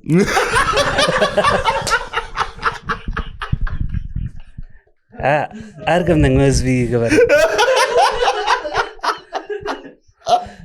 Осы ма? Сен Еркебұланға қызығып жүрсің, сен мені көрсең өліп қалатын жарқын. Жүрегің жарылып. Сізге сана деңгейім жетпейді ғой. Сөйтіп өмірімде жақсы адамның бар екендігін, адамға жақсы сөздердің адамның бойына жақсы энергия, жақсы әсер беретіндігін мен сол Дүйсеннен ғана сездім дейді бірінші рет. Өз-өзіне сенім пайда болады ғой адамда деген. Жүрегім жылып қалды, жақсы көріп қалдым дейді менен. Ол жерде жаңағыдай артық жігіт пен қыздың арасындағы жақсы көру жоқ мына жерде. Кітапты оқып келе жатқан кезде ондай нәрсе жоқ. Таза жылы сөйлей алды ғой оған. Ұстаз бен шәкірт. Ұстазы, ағай деп кәдімгі солай жақсы көрді. Бір күні үйге келсем дейді, сабақтан келсем, жеңгем көңілді дейді. Ішіп алған ба? Жеңгем көңілді дейді. Кімге келді мені өзі де, кіре ғой деп. Мен бірден байқадым ше, анау жеңгем көңілді дегеннен кейін бәрін бірден түсініп тастадым. Үйге кірсем, төрде тау жақтан аттарының ерттеуіне қарап, тау жақтан келген адамдар ау деп байқадым дейді бірден. Аттарының ат ерттеуіне қарап, аттың ерттеуіне қарап біліп тұр, ойлашы. Енді жаңағы кімнің Дүйсеннің айтатындай ақ бар сияқты, ты не такая, как все деп. Оның анау несі пайым парасаты дұрыс болып тұр ғой қыздың, енді ғалым болып тұрса кейін Алтынай Сүлейменова, демек ол көріп тұр ғой. жастайынан көріп тұр болар бала боғынан. Сөйтіп үйге кірсем төрде кәдімгі семіз қызыл сары тымақпен Асқар бір кісі Асқар отыр екен. 100 грамм ішкен дәл өзі ғой. тура осы немен отыр дейді кәдімгі. Қасында ағам отыр дейді, тағы бір кісі отыр дейді, олар карта ойнап отыр екен 100 граммда дейді. Танысып қой бір нәрсе, ана мені көргеннен бүйтіп бойын түзеп бірден жүрегім зырқ ете қалды дейді. Сөйтіп ана жеңгем шығып бара жатып, ана жиен болып келе ма бір бәле жеңгесіне, жиен әлі сен жеңгеңе рахмет айтасың деп, сондай айтып тұруға келіп тұр ғой. сондай бір жаман болып жатыр ана жерде көрінісі. Ананың көзқарасы бір жемтігін көрген жыртқыш аң сияқты қарады деді ғой анағанша кіріп келгеннен бүйтіп. 14-те ғой әйтпесе. Жігіт нешеде? Кішкентай, енді 13-те отау иесі дейді, 14-ті білмеймін. Негізі 14... Ана кісі нешеде жаңағы? Қара сары кісі. Келіп тұрған кісі нешеде? Ол 60-ға жақындау. Шал. Үлкен кісі, 50-ден асып кеткен точно. Сен нешедесің Жанар? Жоқ, мейлі ғой. 26-да. 26. Мейлі ғой, ол ондай жастағылар. Қазірдің өзінде Жанар 26-тамын дейді да, маған қазірдің өзінде андай қарындасым сияқты қарайсың ғой енді. Иә. Кішкентай болып көрінді. 14-те деген вообще ужас қой. 14, қазір нешінші класс оқиды? 14-тегілер 8 оқитын жас. 7-ші класс оқиды. Енді болмады емес, болды ғой, ондай 13-тен, 14-тен жаңадай атастырып қойып неғандар. Бірақ енді анандай жағдайларда болды да. Жаңа мен басында айттым ғой, Шыңғыс Айтматов бұл жерде әр персонаж арқылы қоғамның айнасын көрсетіп отырды. Мысалы, жаңағы қызыл сары жағымсыз адам арқылы мына жақтағы біздің басты кейіпкеріміз жас әлі екеуінің арасының бір зұлымдықпен пәктіктің тоғысуы, ұштасуы ғой, кездесті ғой екеуі. Сөйтті да анау бүйтіп неғып қалды дейді сол жерде. Сонымен ертесіне сабаққа келген кезде Дүйсен естіпті дейді. Сол күні бір былайынша айтқанда танысып кетті ғой, көріп кетті ғой. Болды. Қалың малын беріп кетті. Ағасымен жеңгесі. Болды, келісіп кетті ғой. Бірден қалың малымен келген жеңгесі содан кейін риза болып жүрген сол. Ит қой, көңілді жыр дейді. Ақша, байлық. Әлі де адамдардың өмір тіршілігіне, көңіл күйіне осы ақша мен байлық әсер етіп кеткен кезде әлі жаным ауырады. Жоқ, әсер етпейді емес, әсер етеді. Кейде мынау қарыздарын төлей алмай жатқан кезде, сәл ақшаң болмай қалған кездерде бәріміз де бүйтіп мұңайып қаламыз, бүйтіп жан-жаға қарап так қай жақтардан қандай не бар еді, вихтар бар. Бірақ енді анау бір қатты өмірінде ішкі болмысында революция орнатылып кететін адамдарды да көремін да мен, байқаймын. Білмеймін, біз үлкен дертті айтып отыр ғой негізі Шыңғыс Айтматовтың жерде. Ана зұлым қатын бірден көңілді болып шыға келді. Анау келді, оған мына жақтағы ақиқат, мына жақтағы сұлулық, кім айтты саған жұрттың бәрі мейірбан арайлы деп, жұрттың бәрі биікті қалайды деп, асылды қорлатпайды деп, жақсыны қорлатпайды деп деген сияқты. Жарар деймін да. Кітап кете бересіз дейсің ғой. Сол сияқты міне асылды кім айтса асылды қорлатпайды деп, біз асылымыз жаңағы Алтынай болып тұр. Сонымен ертесіне келбек Дүйсен де естіген екен дейді. Мені сабақтан кейін бәрі кетіп жатқан кезде мені тоқтатып қалды дейді. Алтынай, сен бүгін апа мен атаның үйіне жүресің, бармайсың ол үйге, менің қасымда жүресің, сен сабақ оқисың, сен қалаға барасың, мен болыстың бәрімен сөйлесіп қойдым, Құдай қаласа мен сен қалаға жіберем, оқисың, сенің келешегің бар, сенің ештеңе де ойлама, мен жол бермеймін ондай нәрсе жасауға, сенен үлкен білімді азамат көріп тұрмын келешегіңнен деп көнім. Не қылды дейді, үндемедім дейді, сол күні еріп бардым үйіне, сол ата мен апаның үйіне бардым дейді, бірақ жүрегімде үрей сөнген жоқ дейді. ол ағам мен жеңгем бір күні келіп алып кететіндігін күтіп жүрдім дейді бәрібір. Ол болатын ақиқат еді ғой деп. Бір күні сабақта отқан кезде кәдімгі аттардың, адамдардың дүбірі, адамдардың күбірі естіліп, аттар түсті, ана бәндегі үлкен сары семіз есікті теп ашып кірді дейді. Сөйтіп төрде тұрып, ана жеңгем де қатар кірді дейді. Сол кезде кім Дүйсен алдынан жүгіріп шықты дейді. Ана кімнің былай қарай кірмейсің деп есіктен былай ұстаған кезде ана кірмекші болды, ішінен қатты бір теуіп шыр жіберді деді. Былай қарай құлаған болу керек ше. Төменге қарай. Төмен қарай, аяғы ары қарай кетіп ше. Соған қарағанда енді бақуат жігіт қой енді, ол да тепсе темір үзетіндей ақ кәдімгі шыр жіберді дейді. Ана ол тұрам дегенше мынақта жеңгем де келіп еді, оны да итермелеп кіргізбей қойды дейді. Сол кезде жеңгемнің айтқан сөзі дейді, ана көрдің ғой, не дедім мен сендерге деп айтқан ғой, не дедім мен сендерге, бұл кәдімгі өзіне қатын қылып алған бұны, ужас, мына қыздардың бәрін сөйтіп қамап отыр, бұл өзіне қатын қылып алған бұл деп андай сондай сөз айтты деді ғой анау ше. Сөйтіп ана өз төмендігін өзгеден көріп тұр ғой да. Иә. Өзі де сондай істеп тұр ғой енді тірлік. Иә, сол нәрсені көріп тұр ғой ана. Ода анау жаңағы білім, ары қарай деген нәрсе жоқ қой, сол жерде бітет болды. Оның несі ше? Әлем танымы. Сол анау сары, қызыл сары бар ғой, сол оның патологы. Ол анау малын әкеп беріп тұр ғой, ал анау оған патолог шынымен. Сөйтіп сол жерде тұрып, ана артынан екі сойыл ұстаған бір екі жігіт келді дейді, кәдімгі малшылар ғой енді. Сойылмен ұрған кезде оң қол сынып кетті дейді ағайдың.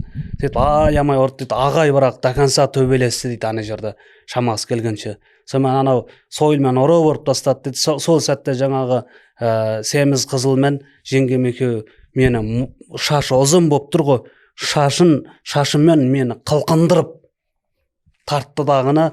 Сөйтіп екеуімен құшақтап апарып арбаға өңгере салды апарып дейді. Аяқ қолымды байлап сөйтіп кетіп бара жатқан кезде, ұзаққа жеткен кезде артымыздан ағай шықты деді, бір қолы салбырап, қолына тас алып, беті қан болып неғып кеткен, жүгірді дейді, бізге қарай жүрді дейді, оңбаған тоқтаңдар деп. Сол кезде ана екеуі артқа қайырылды да, ой мынада қоймайды екен деп жүгіріп барып, біреу былай ұрып кетті дейді, екіншісі былай ұрды дейді, сол жерден сал құлады дейді. Кәдімгі ар жақтан жүгіріп келген оқушылардың барлығы келіп ағайдың қасына состиып тұрып қалғандығынан мен көрдім деді ғой ағайдың түрінше. Ана балдардың ана тұрып қалысынан ше кәдімгі бүйтіп шошып қалды. Өлік қопшым, өліп жатыр ғой ана жерде адам талып қалған. Сол күні үйге келдік, ойбай, сонымен мен талықсып ағай деп, жаным ағай деп айқайладым дейді. Мен сол жерін оқыш, ағайым мен, аға жаным деп айқайлайтын, жаман жаныңды ауыртады. Көзім талықсып кеттім дейді, көзімді ашсам, сол шатқалдар жақта екен, тау жақта екен, бір киіз үйдің ішінде жатыр екен дейді. Сол жерде көзімді ашсам, анандай жерде бір күнге күйген, тотығып кеткен бір әйел отыр екен дейді. Маған бет қараған кезде ананың көз жанары мына дүниеге деген реніш, өкпе, ыза, кек бір анау просто әшейін взгляд емес дейді. Менің өңменнен өтіп кетті дейді ана қараған кезде. Бүйтіп маған мән берген жоқ дейді, отырды дейді, бүйтіп бірдеңе істеп отты. Сол кезде сырттан жаңағы қызыл сары келді тағына, анаған айтты, ей, тоқалыңды дайында деп айтты. Айтпаса білесің ғой мені деп сөйтіп шығып кетті дейді. Ана оның сөзін естігенде сыңай танытқан жоқ дейді. Шығып кеткеннен кейін де ештеңе әрекет жасаған жоқ дейді. Солай отырып не қылды дейді. Бәйбішесі ғой иә сонда. Бәйбішесі болып тұр ғой. Иә. Сол күні түн болды дейді. Мен сол күні әйел болдым дейді. 14 жастағы әйел болдым дейді. Сонымен ертесіне не жабық екен дейді. Қашудың қамын жасап есімнен соңына дейін ең болмаса Дүйсен ағайым сияқты күресіп өлейін деп түнде тұрып саңылау іздеп қарайын десем есік жабулы, ашылмайды дейді. Ана астынан қазайын десе таулық жер, тас асты.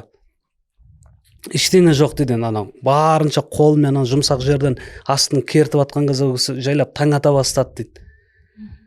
Сол кезде керегелерден ар жақтан мал айдап өзі сол күні қыстауға кетеді екен. Бүгін ғана көшу керек қой. қашып қалу керек бүгін. Сол түні қашып қалу керек та, ертесіне күндіз уже қыстауға кетеді, қыстауға кетсе қайтып келу қиын болып қалайын деп тұр да. Алысқа кетеді. Сөйтіп атқанымызда таңда атып кетті дейді, ешқандай вариант қалмады дейді. Енді мен ол түннен кейін болды, өлдім деді. Ешқандай енді үміт те қалған жоқ, бәрі сөнді. Баяғы ағайымның қиял армандары, мектептегі ағайым айтқан сөздердің барлығына әйтеуір қуанышпен, үмітпен, сондай бір құштарлықпен аңсайтынбыз. Ол нәрсенің барлығы сөнгендей болды менің өмірімде дейді. Сөйтіп бір кезде анандай жерден сынған қолын ақ винтке орап мойнына ілген 3 атты кісі келе жатыр екен. Ортасында ағайым, екі шетінде жағасында қызылы бар 2 милициямен ағайым келе жатыр екен дейді. Сөйтіп Дүйсен ағай келді да ғана ненің қасына келіп түсті да ненің есікті теуіп ашып кірді. Ана бәндегі жатқан жерге барып тұрып аяғымен көрпесін лақтырып бір теуіп лақтырып жіберді. Ананың жағасынан ұстап тұрғызды, қарап тұрып айтты да көзіне қарап: "Ей, ит!" деп. Кәдім міне болды деп айтты деді. Сендейлердің өмірі өтті, болды. Сендейлердің заманы бітті. Сен ойлап тұрған шығарсың, мына қыздың өміріне балта шаптым, қорладым деп. Хайуан, ол қыз ертең қалаға барып оқиды, көз ашылады, оның келешегі жарық, ал сенің нең бітті өмірің осы жерден. Мен саған уәде беремін, сен кәдімгі құрдымға жіберем, баратын жеріңе барасың. Сол жерден нұқып алып шығады ана жерден. Сөйтіп қолынан байлап, біреуі жетектеп, біреуі артынан, сөйтіп 2 милицияның ортасында кетті дейді. Анау жаяу ортада, хайуан ше. Жаяу сүйреп бара жатыр ғой атпен. Иә, қолынан бүйтіп ше. Беті ше ана жерге жырылып ше. Сөйту керек еді негізі, пока үйткен жоқ ше. Енді барғанша сөйтетін шығар. Сөйтетін шығар. Өйткені анау біраз жол жүреді. Таулы жер, күшті ғой, таулы жер. Таулық жер. Тау тасқа ұрылып ше әбден. Былай шыққаннан кейін милиция көрсетпей үшін. Иә, милиция көрсетпейді ғой, иә. Білмеймін енді дейсен. Анандай да десе алуы мүмкін, бұған қолымды бұлғап деп ше. Осындайлар ана кім ұқсап ше еді. Махаббат қызық мол жолдарда. Ол қол. Ербол. Оң қол бұлғанатын қолда көрген жоқпын мен ода ше. Сосын Қамеке мына жерде жаман айызым қанып отқаны, бізде ана көп шығармаларда негізі совет милиция келді десе бір андай қылып қояды ғой, бір антагонист қылып ше. Мына жерде заңды дұрыс пайдаланып жатыр да мына кісі ше. Дұрыс біліммен. Иә, осылай ғой негізі. Осылай пайдаланып. Дүйсен арқылы. Иә, Дүйсен арқылы. Күшті. Иә, бұл жерде анау егер милиция одан бұрын ана қызыл бет дұрыс жақсы болып қалса, ол кезде басқалар басқа жаққа пайдаланылып кетеді. Сондай жағдайда бұл жерде көрдіңіз ба, бұл жерде Шыңғыс Айтматов ана бір нәрсені пайдаланбағанда обязательно бір орысты жақсы қылып қоятын нәрсені пайдаланбаған. Осынысы күшті да бұл кісінің. Ода да бір Дүйсен арқылы ана екен атын да түрін де сипаттаған жоқ. Жағасында қызыл бет бар, 2 милиционермен келді деп айтады. Светтерін де айтпайды, кожасын ше. Сөйтіп алып кетті. Сөйтіп мен атына отырғызды, өз атын жетектеп келді. Bir бұлақтың қасына келген кезде осы жерде Алтынай шомылып алды, қалтасынан сабын шығарып берді деді. Жақсылап жуынып ал, барлығын ұмыт жаным. Сен осыдан жаңа адам болып шықшы. Мен барлығын дайындап қойдым документтерін. Ертең қазір тіке станцияға барамыз. Мынау шынымен бұны қалаға жібергісі келіп жүр екен ғой, о баста. Шынымен ода мен де сенімен бірге еріп барар едім, мен осы жақта жүре берейін. Мынаның миссиясы дұрыс. Осы жақта жүре берейін, жаңағыда оқыта берейін өзімнің немен, пока менің білімім жетпейді ондай университетке түсуге пока. Бірақ сені жіберем, барлығын дайындап қойдым дейді. Сен осы жерде шомылып, жуынып шық деп. Өз ана жаққа кетті дейді. Жуынып шықтым, содан сол жерде Дүйсеннің айтқан сөздері жұбатты дейді. Коштошты го экөө енді. иә ұмыт барлығын. Хамеке бір сұрақ, бәйбішесі азат етілді ме или олды? Бәйбішесі бар, айтпақшы, есіме әдемі салдым. Сол кезде жаңа үйден былай шыққан кезде сәл алдымда жаңағыдай екеу кетіп бара жатыр дейді, ана ортасында жаңа хайуанды, мына жақ артында сәл бізге тұрды. Сол кезде жаңағы анау бәйбішесі жүгіріп шықты деді ғой үйінен ше, деп ананың қасына ше, хайуан оңбаған таспен бір ананың тымағын ұшырып жіберді дейді ана. Ойбайна басына тигізбеген. Оңбаған хайуан 40 жыл бойы өмірімді қор қылған, өмірден ешқандай жақсылық көрмегір, көріңде бақырқыр хайуан, қайтып келмей жүрген жеріңде шөп шықпасын. Ошым бүкіл қарғыс пен жамандықты ана жерде айтып, ішіндегісін бәрін шығарып алды ғой. барлығын шығарып, Оны да жастай алған ба сонда? сөйтті да сол жерден 40 жылдық депрессия ғой анау. сол жерден бұрылып далаға қарай деп шашын жайып жүгіріп кетті дейді. Мына жақтан ауыл жақтан екі кемпір жүгіріп ұстап бүйтіп не жатқан дейді.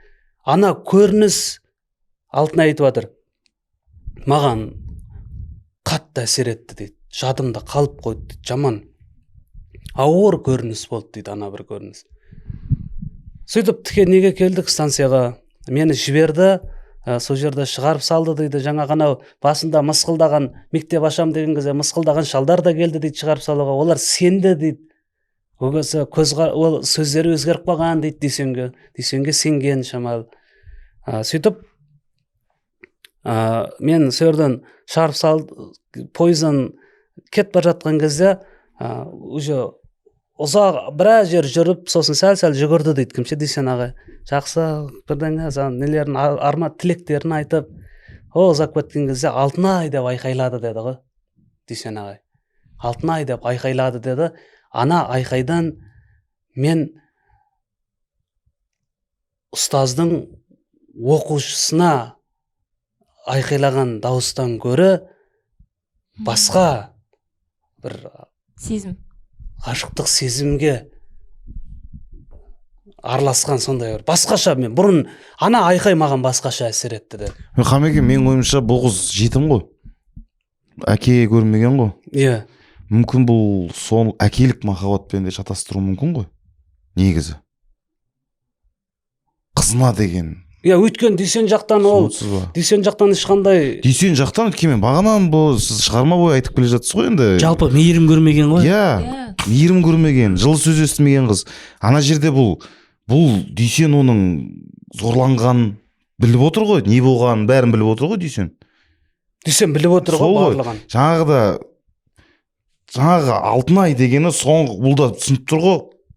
Бұл қыз жалғыз өзі үлкен қалаға кетіп бара жатыр. Менің ойымша сол бір әкелік бір несі шығар бір. Мүмкін Алтынайда да сезім болған шығар. Алтынайда кішкентай жоқ, қыз. Алтынай ол нақты жазады. Ешкімге айтпаған, мөлдір көзі ашылмаған, бұлақ көрсең көзін аш деген сияқты ғой. Көзі ашылмаған мөлдір тұнық бұлақ секілді менің алғашқы махаббатым солай қалып қойды. Бұл Алтынай жақсы көріп қалды. Алтынай жақсы көріп қалды оны. Өйткені ол қалыпты жағдай еді. Менің ойымша Дүйсен жалпы ауылдағы балалардың барлығына үйісткен сияқты. Алтынайға ғана емес ше. Менің ойымша Дүйсен де жақсы көріп қалды Алтынай. Бірақ ол шеңберден асқан жоқ. Ол өзінің ұстаз болып келді, ұстаздығымен қалды. Сол неде? Тіпті оны ойы да бұзылған жоқ. Сезім болғанмен ойы да бұзылған жоқ. Ол анау кімнің шашынан сипап, арқасынан қағып, неған кездерде де ешқандай арам ой болған жоқ. Ешкім білмейтін, өзі ғана білетін махаббат. Құшақтады оны ше, ол анау Құдай қаласа сен оқисың деп. Содан қалаға біз Ташкентке неге келдік дейді, филология факультетіне оқуға түстім дейді. Сол жерде басқалар бір рет оқыған нәрсені мен 6 рет 7 реттен оқып, кәдімгі Дүйсен ағайымның үмітін ақтауға, соның арманын орындауға мен толығымен білек суанып кірістім деді. Сөйтіп жүріп мен докторлық нені қорғадым деді, Москвада доктор болдым деді. Сол докторды қорғаған жылы мен ауылға бір келіп кеттім деді. Ауылдан жаңағыда станциядан түсіп 2 терекке келдім деді. Ойбай, теректі ұмытып кеткенім ше. ең маңызды. терекке кешіңіз кіріп кетті ма? мен де ана ненің тұсында ұмытып кеттім ғой, ненің бәрін қызын ана қызыл сарыға түсіп ше, ненің бәрі. Анау Дүйсен айтты ғой, бармайсың деді ғой, өзімен алып кетті ғой. Сол алып кеткеннен кейін ол менің мүлдем айтты ғой, көңіл күйім болған жоқ. Мен бір күн әйтеуір жүрегімде үрей бар, әйтеуір жеңгем мен ағам алып кететінін біліп жүрдім мен. Сол күндері Дүйсенбір мен жеке шақырып алып тағына менің көңіл күйімді көтергісі келді деді. Ойымды басқа жаққа бөліп. Сөйттім, қарашы, мен мына екі терек әкепті дейді. Кішкентай ішінде шыбық менің түсімнен ғана келеді екен дейді, иығымнан. Осыны отырғызамыз, ертең Құдай қаласа үлкен тал болады бұл. Сенің сияқты, сенің де келешегің үлкен, сен де жапырағыңды жайып, сен де көкке қарай самғайсың, бұл да көкке қарай өседі. Сондай арман, тілер, қиял, соны отырғызған сол жерде. Хамеке осы сөздер ғой бұны жетелеген негізі. Қиял болғанда да. Басқаша, мен анандай қиял қылып айтатқан жоқпын. Қиял деп ше. Сондай болып. Қиял деген жақсы нәрсе ғой. Ударение ставить сана и ғой мына жерде. Дұрыс пайдалана білген адам ғой. Өткендегі мен айтқан сияқты жүйемен де арман мен қиял тез мақсатқа көшу керек. Мақсат амалға көшкен кезде ол дұрыс нәрсе болады. Қиялдап жүре берсең, бәндегідей қиял боласың. Дұрыс айтасыз, иә. Мақсатқа көшпесе. Сөйтіп кетіп бара жатқан кезде вокзалда айтты, ана екі тереккен алаңдама, мен ол екеуін өсірем. Ол екеуін өсірем. Сен ауылға келген сайын ол екі терек сені күтіп алып тұратын болады. Сөйтіп мен ауылға келдім, сол докторлық Москвадан. Москвада докторлық қорған кезде келдім да, сол екі терекке келдім. Мен ешек арбамен, ат арбамен бір бала күтіп алып, сол мен екі терекке бардым дейді. Дүйсеннің мектебі деп айтты деді. Сол кезде өзі қайда? Ана екі теректі ше, Дүйсеннің мектебі деп атайды дедім ғой мен басында. Жоқ, Дүйсен қайда? Сөйтіп сұрадым деді, ол кісі қайда деп. Мен неде жүрген кезде, Ташкентте оқып жүрген кезде соғыс басталды деді. Соғыс жылдары келді ол айтпақшы. Соғыс жылдары келді. Кейін келіп анау ауылға ешкімнің үйіне соққан жоқпын деді. Ағам мен жеңгемнің үйіне тем более. Ана неге барған кезде, тауда неде отырған кезде ше, тауда киіз үйде бірінші күні айттым ғой, ол күні әйел болдым деп. Сол кездегі ана жеңгесінің несі бар, айтатын қарғысы бар. Менің көз жасым, мен осы күнге дейін негім көз жасым кәдімгі сені тұншықтырсын деп ше, кәдімгі қатты ызаланып жеңгесіне айтатын несі бар. Жақсылық көрген жоқ шығар деп ойлаймын ол жеңгесі. Сөйтіп ауылда ешкімге соқтықпадым деді оны. Мен мынандай қиын қыстау соғыс жылдарында ана баладан сұрап едім, мына өзен ар жағында Дүйсен деген кісі тұратын, колхозда жұмыс істейтін, үйленген, 2 баласы бар, соғысқа кетті деп айтты деді. Сөйтіп сол кезде көңілім орнықты деді. Ол шын жүректен соғысып қайтатындығына күмән келтірген жоқпын деді Дүйсен. Сөйтіп ауылға да түскен жоқпын деді. Мен анау едім ғой деп, мынандай уақытта ешкімнің несін алмай қойын. Ал сол екі терекпен кездестім де қайттым деді. Кейін екінші рет келіп тұрған осы кешегі екен. Мектептің ашылуына. Мектептің ашылуына сол кезде келіп тұрды. Сол кезде менің айтқым келген нәрсе сол жерде негізі сол мектепті Дүйсен ашу керек еді ғой дейді. Сол төрде Дүйсен отыру керек еді ғой. Мен соны айтуым керек еді ғой, бірақ айтпады? Өзі де айту керек еді ғой соны. Мектепте де, концертте, директордың үйінде де, Дүйсенге почта беріп кеткенде де, Дүйсенді кіргізіп алу керек еді. Өзі еді ғой сол. Енді ол қазір абыройы, жасы барлығы кеп тұр ғой, барлығы тыңдап отыр, сыйлап отыр, ғалым болып кеткен кісі. Енді сол хатта жазып отыр ғой ол. Енді мен ол соның барлығын айтты ғой, жаңа мен сол жерде айтсам бекен дегенде, соның бәрі жиналып қалды да, ол қайтам деді ғой бірден. Әйел адам ғой енді бәрібір. Ауылына екінші рет кеп отыр, сыйлы қонақ қойып отыр, аналар күтіп отыр. Ол тек қонақ, үйтіндер, бүйтіндер деп кеп тұрған жоқ та, бірден ойланып тұр ғой ол. Бірден бүлік шығарғанмен аналар оны түсіне қояр деп тұрсын ба? Олардың қабылдап тұрған Дүйсен ана болып тұр ғой. Дүйсенді анандай қып тұр ғой. Оның орны бұл емес деп отқан адамдарға Дүйсен осы мектептің атында Дүйсенді берейік десек, ана жерде не болады білесің бе жағдай? Өте қиын болайын деп тұр ғой. Оның барлығын ана көрмеген еще әлі. Дүйсенмен кездеспеді. Иә, соны көргенде не дейін деп ойладым. Дүйсенмен кездескен жоқпын. Хаттың соңында жазады, мен сол мектептің атын Дүйсеннің атына бергізуін ұсынам, сен мені қолдайсың ғой деп айтады. Сен де мені қолдашы өтініш. Ол енді ол кісі кіріссе шынымен ақ қоятын сияқты. Мен сол кезде Дүйсен ақсақалға мен өзім міндетті түрде барам дейді. Міндетті түрде барып, қолын алып, онымен мен сөзімнің әңгімемнің жарасып кететіндігіне мен ешқандай күмән келтіріп тұрған жоқпын деп осылай хат бітеді. Демек ол мынаның бәрін сол негізі ол ой келді сол моментте үйінде ше директордың. Бірақ дұрыс айтасыз, әйел кісі ғой, мүмкін қайтып кетті да, жаңа ішкені бар енді, жаңа қайтып кетті да, Москвада бір ойланды ғой. Дүйсенге мектептің атын Дүйсенге беру керек екенін де шешіп тұр ғой, былайша айтқанда. Осылай кездескісі келіп тұр ғой Дүйсенмен. Иә, дұрысынан бәрі істеп келіп, ағайының өзіне жақсылық жасаған адамға жақсылық жасап барып сөйлесейін деп тұр ғой, қасына келіп амандасып андай. Жерде Хамеке уәде беріп кетіп қалайша. Ой, болды, үйтеміз. Заң жүзінде қағазбен келіп тұр бір парақ, Дүйсен өте күшті кісі емес па? Мен ғой сен кезінде оқуға жіберген дейтіндер бар ғой. Ол тез, ол білді Алтынайдың іште отқан, тез соған келген телеграммаға ол қуанышпен, ол өзінің орындалған арманы отыр ананың ішінде. Қуаныш, оны сол өзі сезініп отыр, ол содан ләззат алып тастап кетті, ол сыртташы, далада. Не сияқты екен оны, тортай мен рақ бозат сияқты оны. Анау Алтынай қатының ішінде айтады, мен тұрмыс құрдым дейді, күйеуім де жақсы кісі болды дейді, қазір балалы шағалы тұрып жатырмыз, Құдайға шүкір өте жақсы кісі, түсінігі мол деп. Дүйсеннің де бала шағасы бар, ол өз-өзімен жаңағыдай күн көріп отқандығын айтады. Арасында ешқандай бір екеуіне жанасатын сезім болған жоқ қой, үсіп өтіп кетеді ғой Шыңғыс Айтматов ше. Сөйлеспеді ма, кездестірмеді. Кездесем, бірақ міндетті түрде Дүйсен ақсақалдың қолын алып қайтамын деді. Осылай біткен жеңісі ғой. Жоқ, осылай біткенде сол Шыңғыс Айтматов өзінің мақамымен бітіреді ғой ол. Мен осы шығармаға бар ғой, бір саундтрек тауып болдым. Деп бітеді. Ұлықпан Жолдасовтың Алтынай деген әні. Алатауды айналып, Ош аспаны ойланып деген келеді ғой.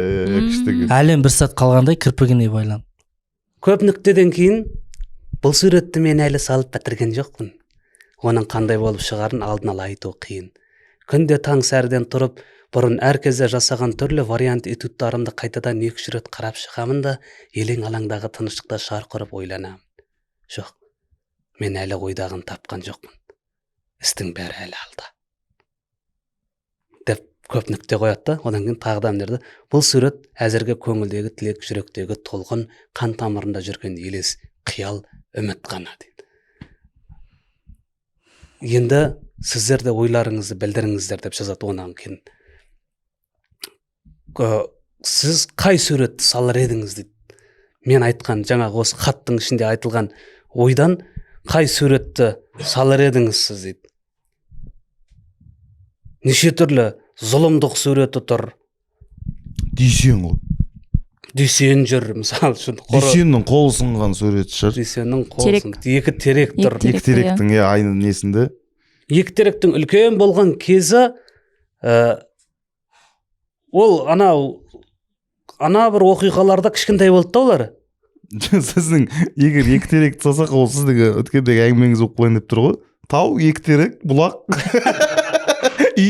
Жоқ, екі теректі салып, атын Алтынай деп қою керек. Алтынайдың өзім ба? Жоқ, екі терек салады, терекке сондай ат қояды да. Дүйсен тұру керек қой, Дүйсен. Кішкентай екі терек. Дүйсен қасында. Болды.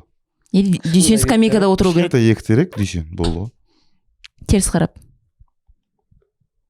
Сіз не салар едіңіз? Әртүрлі варианттары бар дейді, Шыңғыс Айтматов айтып жатыр. Әртүрлі варианттар бар. Бұның шешімі біреу ғана, тынбай іздену дейді. Білімді айтып жатыр. Оқу, іздену, ерінбеу. Сонда табатын сияқты. Мен ойланатын сияқтымын әлі де. Ана жерде өйткені мен махаббатты да көрсеткім келеді ана жерде. Сіз ана сары қызыл зависеть етіп қойғаным ана ағайдың арманын да көргім келеді ол сары суреттен. қызыл салғыңыз келіп отыр ма жаңағы? А? Сары қызыл салғыңыз келіп отыр ма сіздің? Иә, жоқ, абай, мен ана суреттің ішінен ағайдың арманын көргім келеді. Көзі ашылмай кеткен мөлдір бұлақтай тәтті махаббатты көргім келеді. Зұлымдықты қосқым келмейді. Бірақ онсыз қалай ол? Алыстан қарап тұру керек сияқты. ол нәрсені аналардың түрімен беруге болатын шығар деп ойлаймын. Дүйсен мен Алтынайдың. Іздену керек. Қымбат көрермен, комментарийға жазыңыздаршы. Қандай сурет салу? Жанар не сурет көріп сұрамадыңыз ба? Жанар екеуміз жаңа не істеп қалдық қой. Ектерек па? Жоқ, ектерек тұрады да, ортасына скамейка болады. Хамекең үйіндегі ма? Білмеймін енді. Жетісайда. Иә, или сондай сияқты скамейка тұрады да, и жаңа ұстазы отырады сол жерде. Кімдер? Ұстазы. Дүйсен отырады.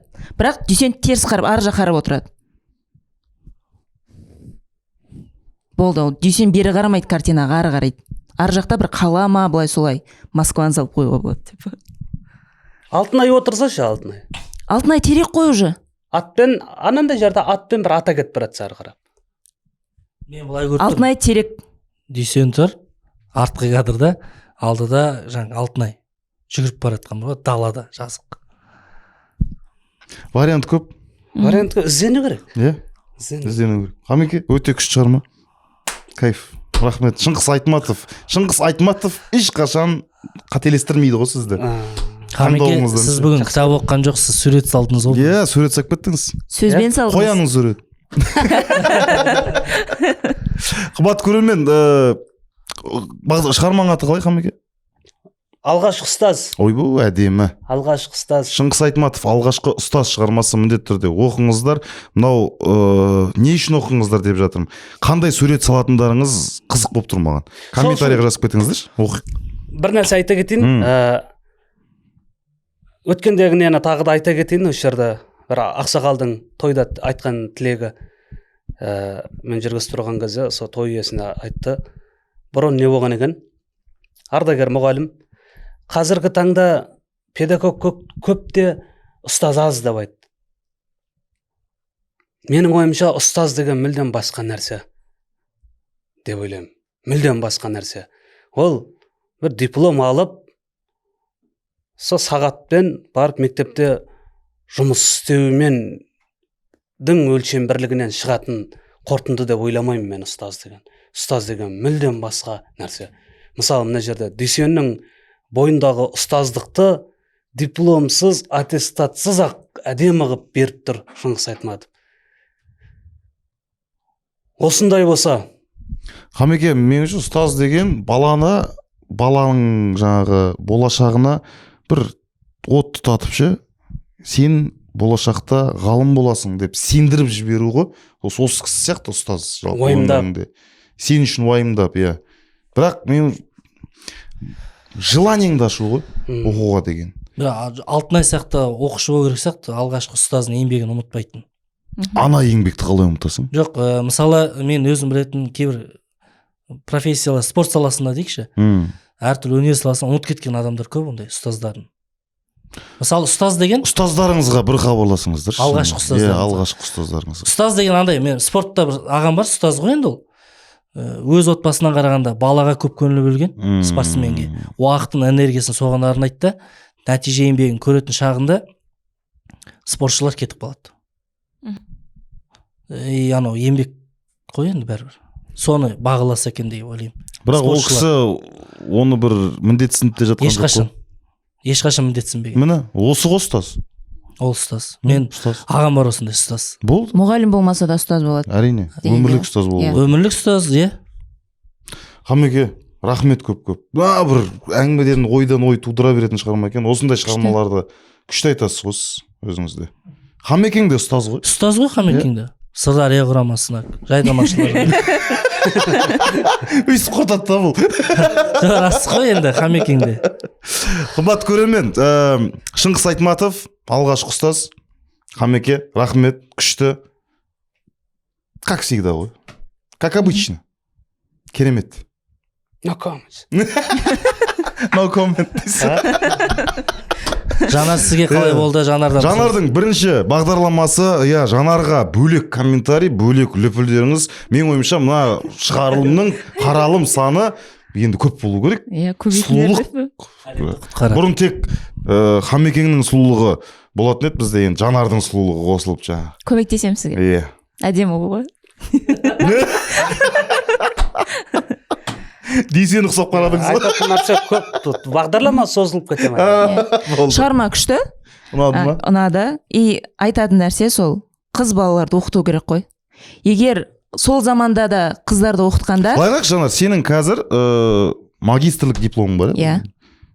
Демек, сен мектеп 11 жыл оқып, ұбт тапсырып, Казгуда Иә, бірінші бакалаврда да, бакалаврды и бітіріп алдың, магистратураны. магистратураны бітіріп алдың. Міне, көз ашық, білімді қыз. Осындай ақ болсын қазақтың қыздары, иә? Оқыңыздар. Егер сол кезде жеңгесі оқығанда, Алтынай бұл бұндай халге түспес пе еді деген ой ғой. Бүкіл бәле өздеріңнен деп тұрсың ба сен? Жоқ.